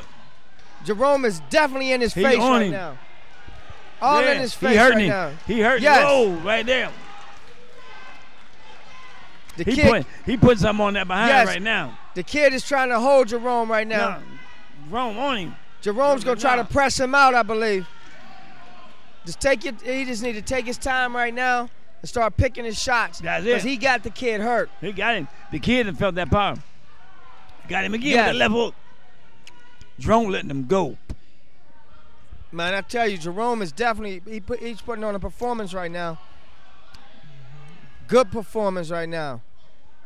And you see, he did exactly what I said he was going to do. He did. Slip to come inside. Yep, you called it. And I like, just knowing Jerome, I know how Jerome, dude, he can make it tough for anybody in there. Right there, you stay right there. Yeah. Jerome said, "No, stay right there." And you see, I love the way he put that. Now I know you don't supposed to do it. But you don't supposed to put that elbow out there to brace it. I just did, right? But you know as well as I know. If you do, you get it. If they let you get away with it, do it. Create that space to throw them inside shots, and that's exactly what Jerome did. And now he's trying to hold Jerome's head down, but he can't stop Jerome from punching. Jerome coming at him. Yes. It's like, okay. No, don't back up. Don't back up. Here I come. Jerome, nice jab. Nice jab. Yes. Look, and Jerome is going right back at him. Look. Right back. Yeah, it's like, okay, we gonna see about this. Yeah. He don't want this for real. No, I don't think he won it. You know, like I look at it, I think he need to back Jerome up. But I don't think he has the power to, but I really think that's what he need to do. He need to back Jerome up. You know? But I mean, I know it's tough. So how do you score those first 2 rounds? Jerome 10-9, Jerome 10-9. Yes, and and you can say the first round was a tit for tat, and I think it still went Jerome's Look, way. It's Coach fanning him. Yes. That boy over there, he out of it right now. He is winded. He is winded. As you can see in the red corner, he's getting feigned. Yep. And you know, Coach, right there, the kid. I mean, to me, it's not that hot in here. No. But maybe it's hot in that ring, or either Jerome done turned the heat up. Turn the heat up, and he a little dizzy. He's trying to wake him up, fan him, get some air. Yes, sir. Here we go. Again. That. Damn, Jerome let him go. Woo, let him go. Yeah, Jerome said, okay, you want to fight? Yeah, come on, I can hear a fight. Yes. Jerome he hit him with about a 9-piece right then. Give him what he want. Yeah. Right back inside. Yeah. I tell you what, he's putting up a good fight right there. He's putting up a good fight. Jerome going to Chattanooga, ain't no doubt about this. Right now. Oh. He just caught Jerome with the right hand. He just caught it. The Jerome just come right back with a left hook right hand. Yes. He said, okay, you hit me, I'm hitting you. Oh, gut shot, good. Buckled him with a drop. That shot. Yeah. Yes, Jerome almost buckled him with that shot. That was a big right hand he buckled him with. Yes, he did. Man. And look, Jerome's right back at him, look. Oh, boy. Ooh, I'm telling you. He's staying on him. Ooh. Ooh. If he catch him. I'm telling you. That man, Jerome catching him. Yes, he is. He got him dizzy right now. And the kid is just clenching. I think he's hurt. I think he's hurt, and I think he's just. Oh, Jerome just busted. Yes. Jerome got him. Oh, that kid is winded, man. I'm telling you. Jerome got him. He's winded. He got this. Jerome got this. I think the heat, again, like I told you, that heat got turned up by Jerome. That's why Jerome he was getting fame. Jerome got this. Boom. Yes, sir. He punishing him. Jerome punishing that boy. I love the way Jerome is just walking at him. Look. Yeah. Jerome is just walking him down, just banging him, keeping him in the corner. Look. Oh, he hit Jerome with a good shot, though. Yeah. He hit Jerome with a good shot. That's it. He got it. Okay. Jerome, man, I tell you. He turned that right hand back. Oh, he just turned the right hand. And he stumbled him. Jerome just stumbled him again. Oh. Right there. He's got him right there. He's keeping him in the. I don't know why this kid don't try to turn Jerome. He's walking. His legs is weak right now. Right now, he's got everything. Jerome, yes. He's got that. Man, I tell you, if Jerome land a big shot right now, I think it's over. The kid is walking back, and his legs is buckling, walking back. Jerome just hit him with a jab. Another jab. Like Jerome just needed. All right, there it is. 10 seconds. Ooh, yeah. Jerome got this. Get out of here. Look at he's trying to hold Jerome. Yeah. Look, he's holding. That's a wrap. That's a wrap. Wow. That's a wrap. Hell of a fight right there. Hell of a fight. Man, I tell you, that was rough right there, man. But I definitely think Jerome pulled that one off. Man, Jerome put on a hell of a performance right there. Hell of a performance. Now, ladies and gentlemen and kids and young princesses out there that want to get into this sport and want to bring it, Jerome just showed you how to bring it right there. You know, the kid had the length on him.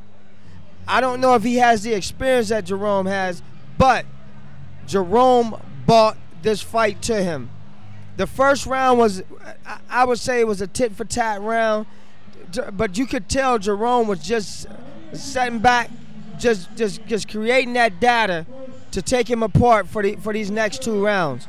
And I feel like that's what he did. He took him apart for those next 2 rounds. Man, that was a tough fight there, man. And the kid out of the red corner, he was super tired. It had got to the point to where he was trying to back up, and his legs were so weak that his legs was buckling with no punches being thrown at him. He was just trying to back up, and his legs was buckling.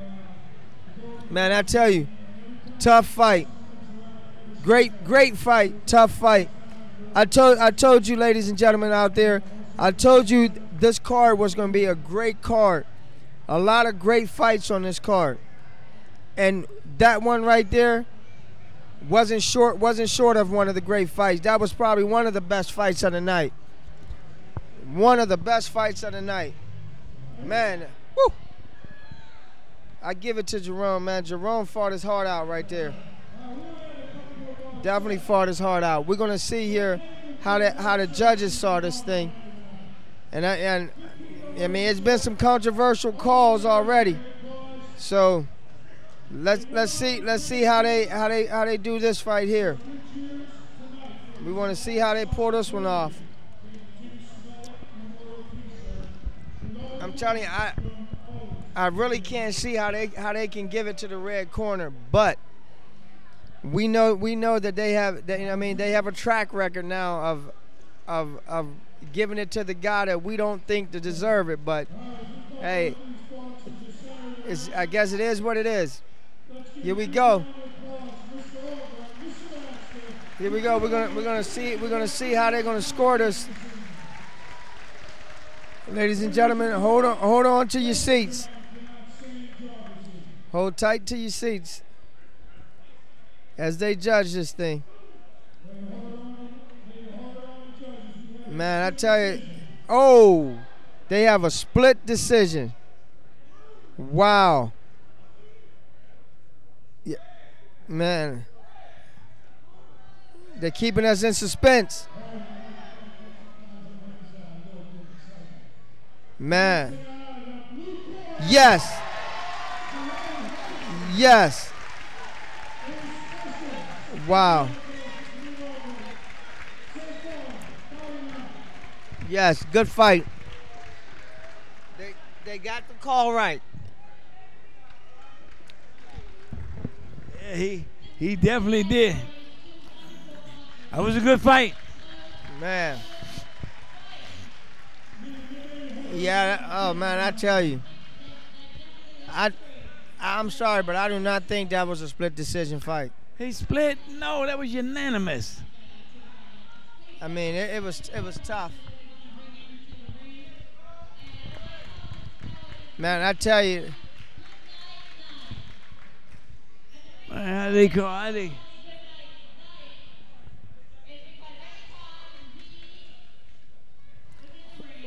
Man, I tell you, that was a tough fight, man. Yeah. Right, here we go. Here we go. I think this next fight coming up is with Palumbo. Yes. We're gonna see how Paul gonna score this. I mean, how Paul gonna do in this fight here.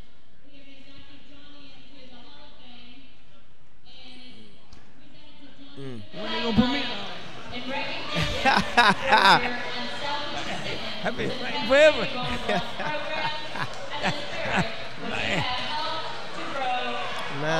you. Yeah. Oh, that mercy. Great fight. Yeah. Yeah, that's good. I tell you what, they definitely had to give him, put him in there. Johnny Goodnight. They definitely not gonna do it. I don't know much about him. Yeah. So he's from the Pittsburgh area. He's from the Pittsburgh area. He used to fight down there with Charlie Daniels and them back in the day with them. And what do they call him? Johnny Goodnight. Johnny Goodnight. Johnny Goodnight. Put him to sleep. Wake him up tomorrow morning, but tonight you're going to sleep. Johnny Goodnight. That's awesome. Hey. Man. Yes, sir. Yes, sir. Johnny Goodnight, man. Johnny Goodnight.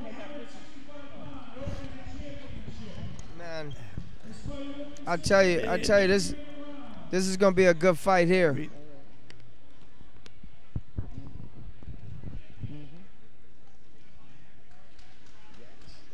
Okay. I don't know much about the kid out of the red corner, yes, sir. but yeah, give me one.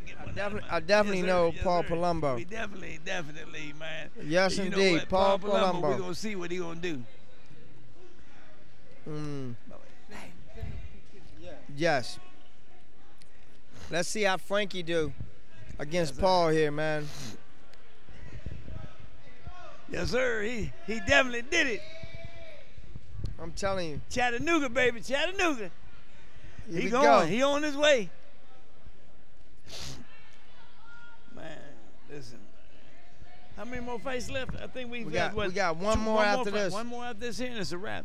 It's been a good show tonight. Man, I told you guys. It was gonna be a great show. Yes, sir. I told you guys it was gonna definitely be a great show. Yes, sir. It's gonna be a good show. It's definitely gonna be a good show. Definitely.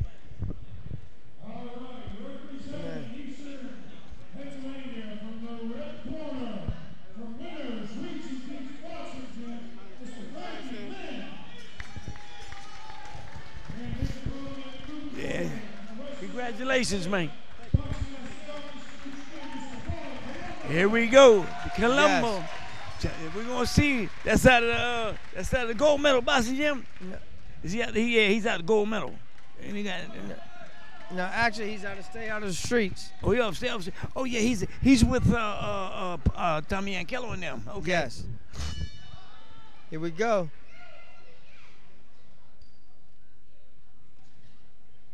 I tell you what, the kid out of the red corner has. I mean, Frankie, he has a good jab. Yes, sir. He definitely got a good jab. You can see that he's snapping the jab. Yes, sir.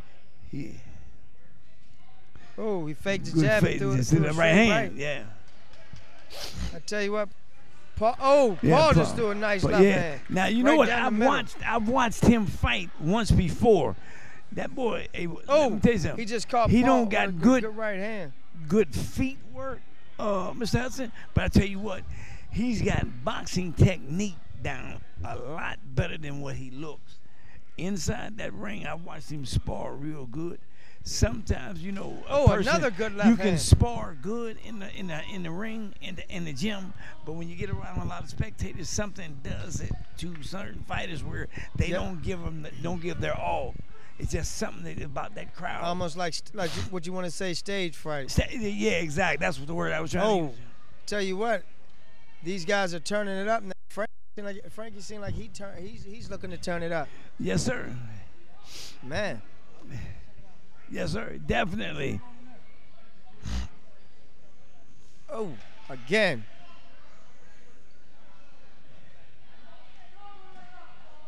Oh, Paul came right back. He didn't take right back. He didn't take that with a grain of salt. He said, "No, send one. I'm gonna send one." And I tell you, man, the kid is. Oh, he just landed another big right hand on Paul. Yes. Paul should have countered that just like he did the last one. But I think that kind of hurt Paul a little bit because he clinched right after it. Yeah. But But if you know Paul like I know him, man, he's a tough guy. Yes, he is. Paul is real tough guy. You can't bully him either. No. You can't push him and make him think that, okay, I'm going to get one in on you. You going to shut up and stay down, and I'm going to do what I want to do with you. No, I'm going to send something right back. Yes. Oh, Paul tried. He tried that left hand down the pipe. Yeah. Oh, he just caught Paul again. Yes, he did. He just caught Paul again with that straight right hand. Paul need to slip. Paul need to slip that right hand. Yeah. Paul said, no, it ain't going down like that. Man, I tell you. Again. Man. He caught. Paul got a knock back up, going straight back. Straight back, yeah. You know what I mean? He got to learn to fight that angle a little bit better because right now, for him to be a southpaw, his feet's not that great. Oh wow, the kid has turned southpaw. Yeah. Wow. Ooh man, Paul got away from that, but he countered him real good. Yes. Did you see that? The kid Ooh, turned southpaw? he turned southpaw on Paul. But Paul caught him. He got him. Yes, he did. Wow. So tell me, who do you get that round right there to?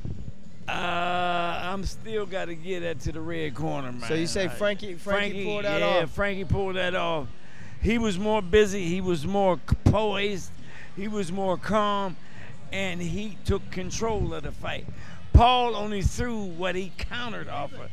Paul didn't initiate anything. He countered off of what was thrown at him.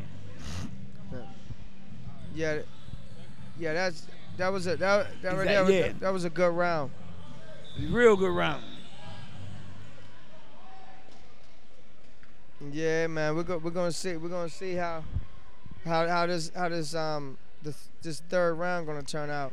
That's it. See, he didn't switch back orthodox. He switched right back, yeah.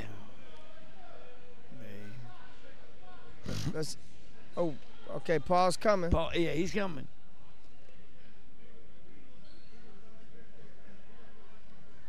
Oh, the kid now, you see how, you see how he didn't change good right it up? hand on him. He got a good right hand on him, but he didn't even phase Paul. Oh, okay. Paul turned around and sent that left right back with his left.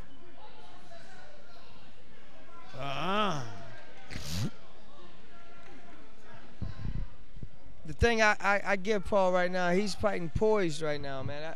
That was a poised fight. Very poised, yes. Yes, I agree. Man, here we. That's Oh man. Okay. Like this fight is getting a little ugly here. It's getting real ugly, yeah. They turned this into something that Oh, Paul just landed a nice left hand there. Yes.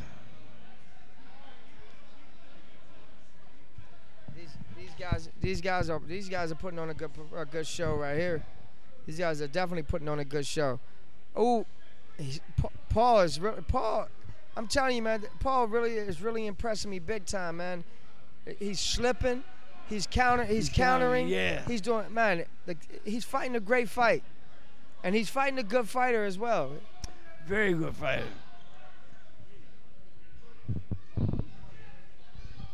Definitely fighting a good fight, man. And I'm telling. And look at the kid. The kid is real. The kid is poised. Yes. I don't know. It seems like, well, you can tell these guys. I think the kid Frankie is a little fatigued right now. Yes.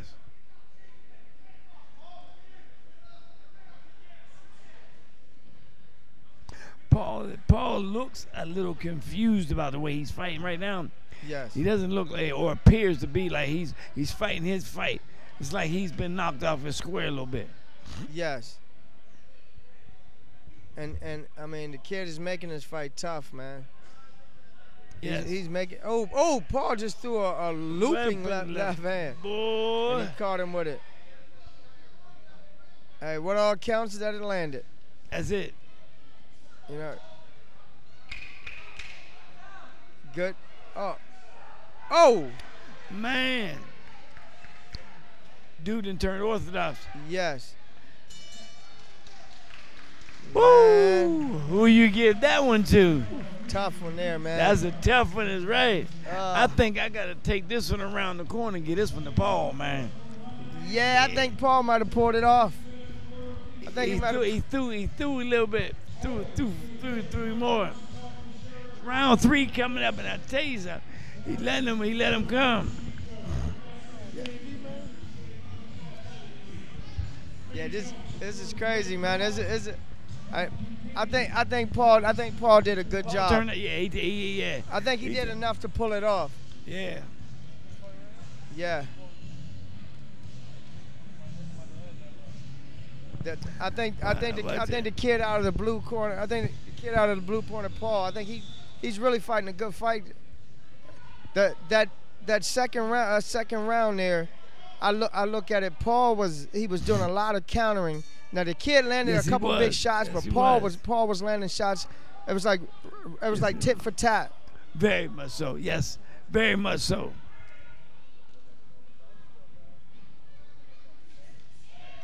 Let's see.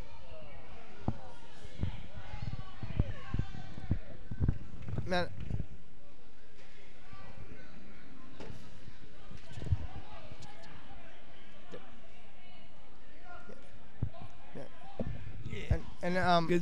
Yeah. And I think, look at Paul. Paul, he's trying to set up. He's trying to set up the He's trying. Oh, I told you he was trying to set that big shot up. That's a real good shot. Let's see. Pull it. Man, I tell you, he's throwing good, nice shots. Real nice shots, man. Real nice shots. Paul's looking good right now. Yeah, he's definitely looking good. It's just he need to keep that counter punching going. He got to keep it going, man. He got to keep the counter punching going, because I mean the kid is getting off first. He's definitely getting off first, but I tell you what. Here's the thing: when you see Paul move to the inside, if you notice, dude counters real hard on him, and every time Paul moves on the inside, that's what he does.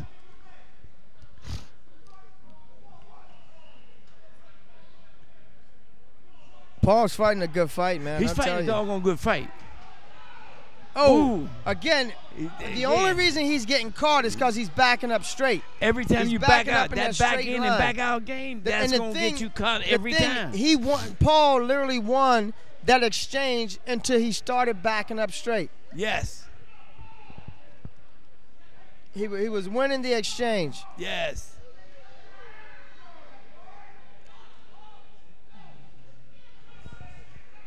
Man, here we go.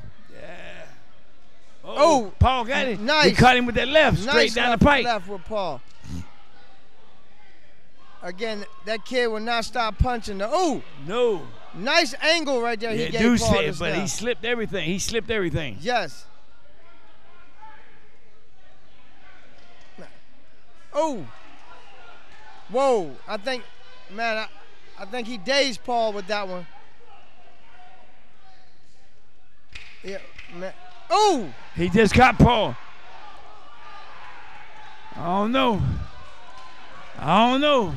Dude Paul turned it. Just give it all he got right now. Ooh, we gave it all he got. Hey, listen, I got to get that third round of dude in the red. Yes, Frankie. Frankie turned that up. I think Frankie definitely pulled that one off. Man, that was a tough fight there, yes, man. It was. Good fight. Real good fight. We're gonna see how they score this fight. Yeah. And you know, like I said, you know as well as I know, you never know what they're actually looking at. Yeah. You never know what they're looking at, man.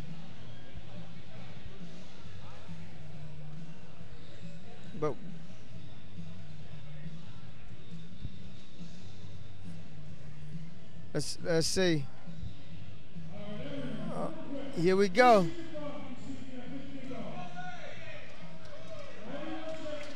Man. We're gonna see. We're gonna see.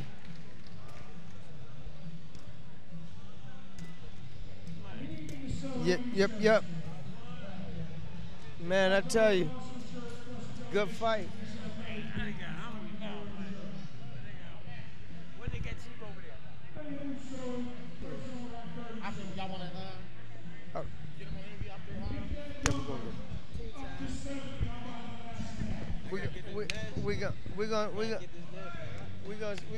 We're gonna see how they judge this fight.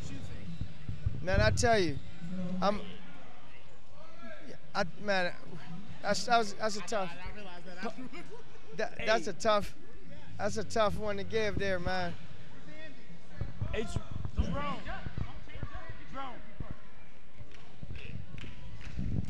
Here we go. Here we go. Let's see what they're gonna say. We're gonna see how they're gonna bring this one out.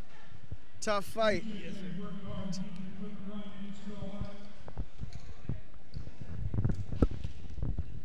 Real tough fight here, man. Yes, sir. Because I think both of them brought it. Both of them came to fight tonight.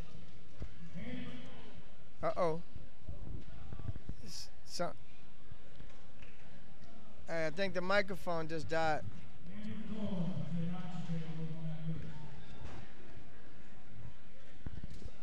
Yeah, the Johnny Goodnight.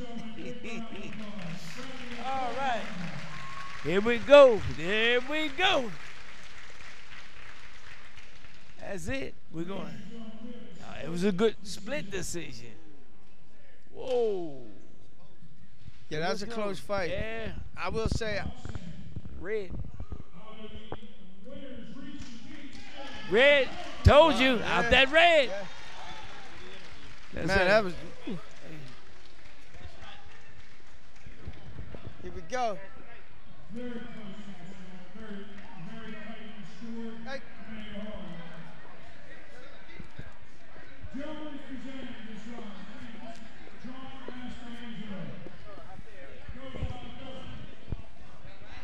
We go.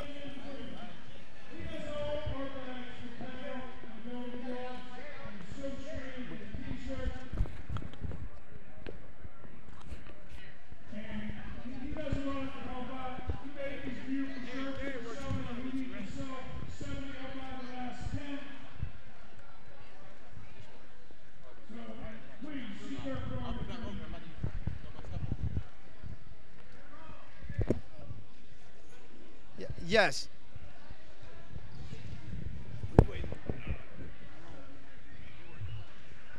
Man,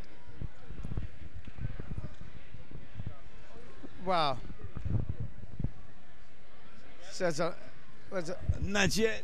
We're looking to have his interview with Johnny Goodnight, and he's coming over. He's coming over right now for the interview. Yes, you can hold that up there. Yeah. Man, I tell you.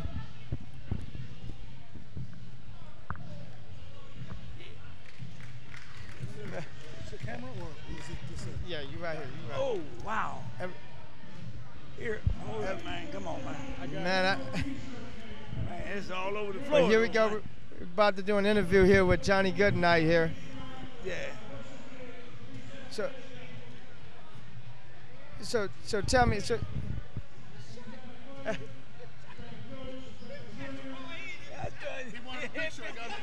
Got me a picture. Hey. Oh man, thank you. Here we go. Already. Yes. All right, here we are live with Johnny Goodnight. And the reason why they call him Goodnight is because fighters got in the ring and went to sleep with Johnny. So his nickname became Johnny Goodnight. Johnny, let the fans know, when did you start boxing and when did you end your boxing? Well, I started fighting. I only fought for about 3 or 4 years. I came along. Well, actually, Jimmy Cvetic came and got me. He used to drive down to Homewood, pick me up, take me out to boys, so I could train every day. And it was a great thing because he caught me at a pivotal time in my life where I was making some transitions, and if I didn't have that outlet, I probably would have made some other decisions. But Jimmy came out and got me and took me out there.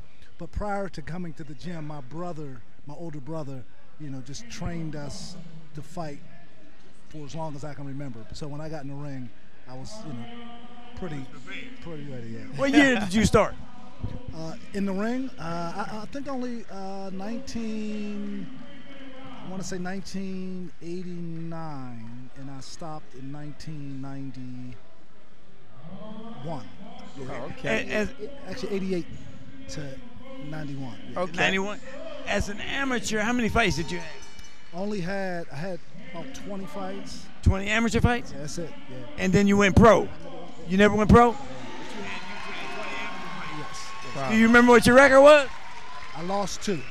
Oh wow, that's a good record there. But what happened is I excelled very quickly because I had to turn open with 4 fights, which normally you can't turn open until you have 10. Yeah. But I couldn't get any fights, so Jimmy turned me open, and then my 4th fight, my 5th fight, I was fighting for the state Golden Glove Championship, and I beat a guy with 112 fights. Wow. So, and then went down and fought in the Nationals, and my first fight down there, I knocked the national champ out. So, so then there was a whole lot of fanfare because I knocked the national champ out, and I had a handful of fights. Yeah. You had an awesome career. God is gracious. God is gracious. Yeah, God is gracious. I tell you what, as a fighter retiring, what did you do after you got out the ring? Well, interestingly, it was one of those spaces where I realized I like training more than I like the actual fight, which is backwards for a lot of people. And then I got to a place where I felt I was being pulled and drawn and called to ministry. So, you know, my time and energy was spent doing other things. Right. So, you know, I still love training. I still love going to the gym. I still love the competitive nature of it. You know, and I really got into it because, you know, I got into it because I was a street fighter, and then I got saved, and I had to be able to do something with this skill. So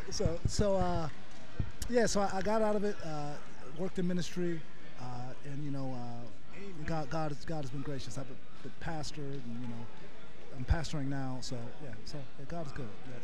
That's awesome. Yeah. That's awesome. Great story. When you look at some of the fighters that were in the ring, got out the ring, they either connected to the fight game, or either sometimes the street called them. And unfortunately enough, we've seen that in boxing, where you get some good fighters that can excel to the roof, and then hit rock bottom at the same time.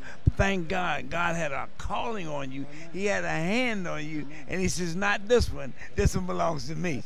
That's right. That's awesome. That's good. That's good. That's a great story. And now, I can be honest, I never heard of you until I went to Boys Gym. Okay. I'm originally from Virginia. Okay. So moving up here, I'd heard about you, but I had never met you. Wow, you know what I mean? Amen. But now to hear the story behind everything, I mean, that's a great story. And like I said, that's a testimony. Thank you. You know, that's a testimony there. And just to hear all the things you was just saying about you making, like if Jimmy would have never came and got you, you might have made the other decision. And yes. You know, there's a lot of kids out there today that don't have that person that where they can look at, or that person to reach out and grab them. And I think in the communities that we probably grew up in, it should be a lot more people that reaching out and grabbing our young youth and bringing them along the right way. Yeah. Right, you know? right. I think if we all would teach one, then it would become a pattern. Amen. You know what I mean? Yeah. You know what I mean? Just reaching out and helping these young men, because I think right now, today, our next generation, the young men that's in these inner cities do not have someone to look up to that's positive. Mm-hmm. You know what I mean? And I always say it's so many bad things going around you. Yes. That the good things just don't make its way in. Right. You know what I mean? But I think it's people like yourself, people like Jimmy, that will reach over those bad people to snatch you out and to lead you. And like you said, just doing the things that you did with Jimmy, turn you into the person that you are today, to where God could reach down and give you that calling because you're in the right position. Amen. You know. And again, man, I just wanted to say it's a pleasure meeting you after hearing about you. I mean, hey, and keep up whatever the work that you're doing now. You keep that up, because I'm telling you, there's a lot of people that talk about you, man. You know what I'm saying? A lot of people that talks about you. God has been kind, man. Well, Mr. Knight, is there anybody you'd like to give a shout out to? To my man, Roxamore. Awesome. You know, I'm just here having a good time. Amen, amen. Hey. Well, once again, congratulations on the inducting into the Hall of Fame. Everybody that doesn't get a chance to make it that far, congratulations on that, man, because you earned that. And I want to say thank you for becoming a part of ministry and answering the call when God calls you. So again, good luck to you and everything that you do, and thank you for stopping by and letting us do the interview with you. Bless you, man. Bless you. Awesome. Thanks. Appreciate you. All right, and there you have it. Red Roxamore once again with a live interview with Mr. Johnny Goodnight Knight. Well, I tell you what, this is Roxamore Sports Network, and we will be right back. Man, and we was just doing the interview, but that last fight right there was stopped pretty early. Yes. And from what I'm taking here, it was the guy pulled his shoulder out, so he could not continue. Oh wow, wow. Yep. That's awesome, because you know what? I tore my rotator cuff in my 15th pro fight, and I tell you, I couldn't use my arm for 2 years, Mr. Hudson. They had to wind up putting 2 clamps, 6 screws, and cutting the end of my collarbone off. Wow. And I tell you what, those rotator cuffs, those shoulder damages, man, you don't bounce back too quick from. Yeah, that's tough, man. I'm telling you. And I mean, and to get on this stage tonight, for it to happen on this stage, you know, that's a tough deal. And no matter how you wanted to bite down on that mouthpiece and make things happen. I mean, when it's a malfunction of something of that nature. There was no comeback. There's no comeback, because you know what? You find out that shoulder is where a lot of your punching power comes from. Yes. And when you don't have that anymore, then that arm is dead. It's really dead weight. So you know, the only thing you can thank God for is that you're able to use it again. But I thank God for everything else. You know. Yes. Hey, we're gonna do an interview here with the Lion. With the Lion. We have the Lion. We got the Lion in the house tonight. He just came through, showing his support. Amen. Amen. So tell me, LaRon, how did you enjoy those fights tonight? They definitely put on a show tonight. Some fights amazed me. It was shockers on the decisions. Yes. You know, that's boxing for you. Yeah. Some of the fights, you know, fighters could have fought them in a different way to give them a better chance at winning, but they all did their best. Yes. They came here, they did their thing. Yes. You know, that's all we can ask for. Leave it all in the ring. There you go. Yeah. What's on the horizons for you next, Mr. Lion? What's on the next? I say the next thing for me is to get a rematch with one of the fighters that I didn't get, you know, the upper hand on. Amen. Let me say, Gustavo, I'm coming for him. Amen. Okay. Brody, I'm coming for him. Okay. Those are my main targets for now. Okay. So we're gonna focus on them. We're gonna get that back. Okay. I know that's right. Listen, I also heard some good news. You're about to be entering into another level of education soon. So let's talk about the congratulations on that.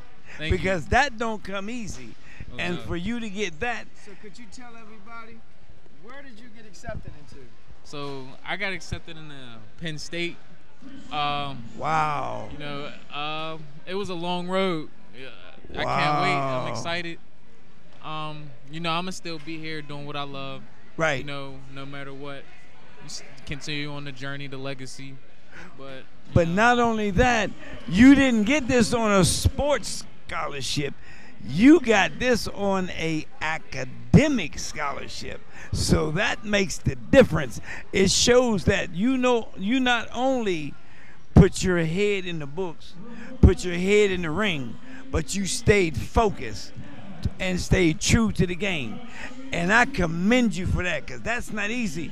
With your age, in the age bracket that you're in, there's a lot of distractions. There's a lot of negativity. There's a whole lot of stuff that comes at you that you chose not to be a part of. And congratulate you on that. Yeah, I think it's just because I don't lose a lot of brain cells yet.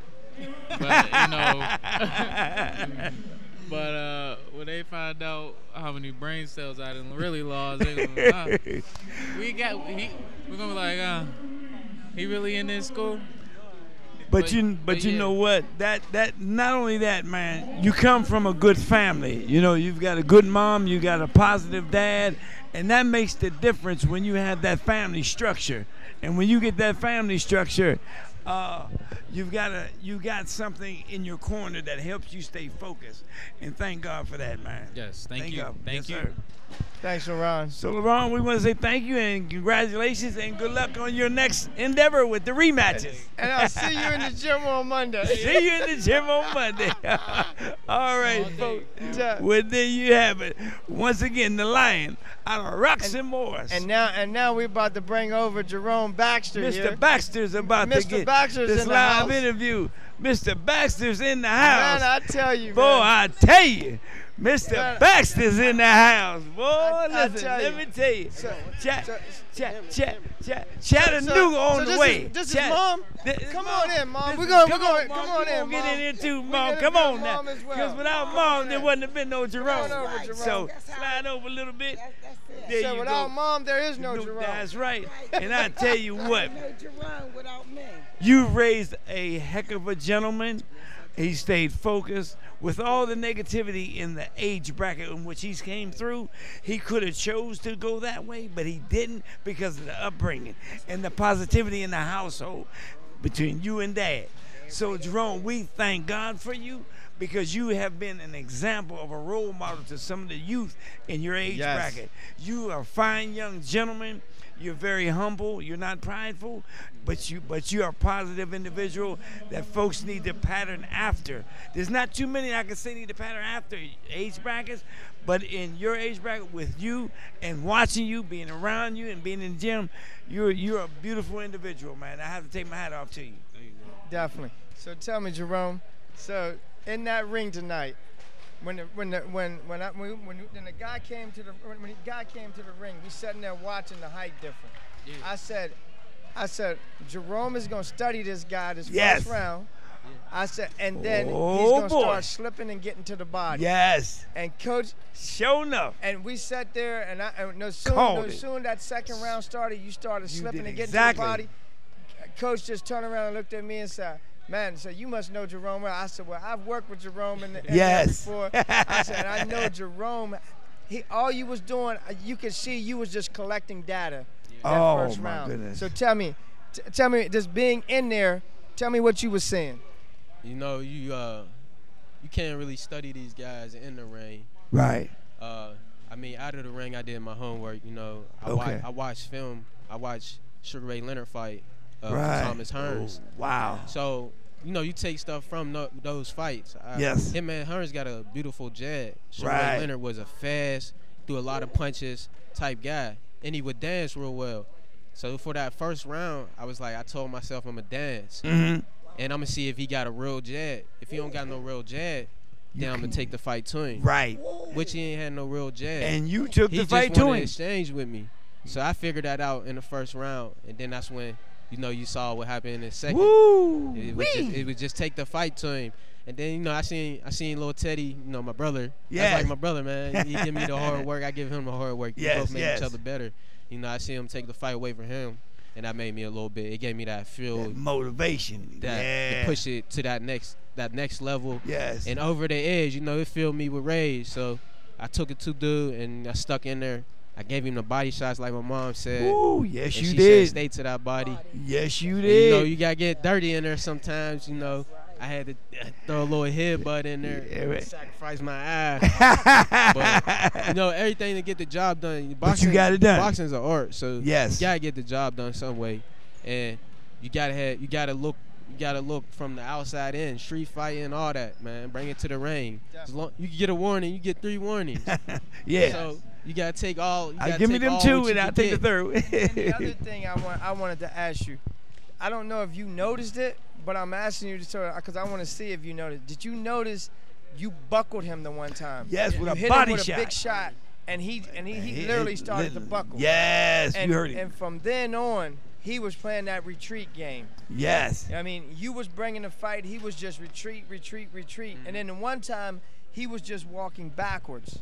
And his legs was going as he was walking backwards. So tell me after that shot, what was you thinking? I mean, after that shot, you know, apply pressure, and they tried to say that this guy is a pressure fighter, and he's gonna take the fight to me. He's gonna throw more punches than me. He gonna let. They don't know about Jerome.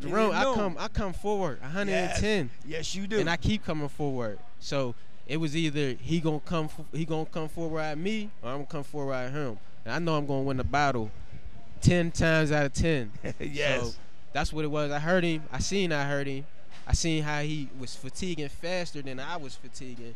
So it was just apply pressure from there.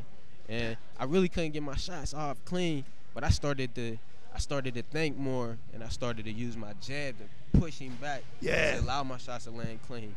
So that's how it worked out for me in the long run when he got tired. Right. So that's what pushed him back. Right. Me stopping myself from smothering my shots. Right. Right. Keep my distance enough to where I'm not out too far, and I'm in close right enough. there. No, I say I'm gonna sacrifice. I'm gonna take 1 punch from him, and I'm gonna hit him with 4 hard punches. Yes. And them 4 hard punches gonna be harder than his, and that's what happened. Them is the better shots. And man, I tell you, man, you put on a performance of a nighttime, man, of a lifetime, man. That was a great fight. Yes. We both sat back here. We enjoyed watching it. As well as commentating it. Yes. I mean, you made it so easy for us, man. And Yes, look, I want to look. You know, again, man.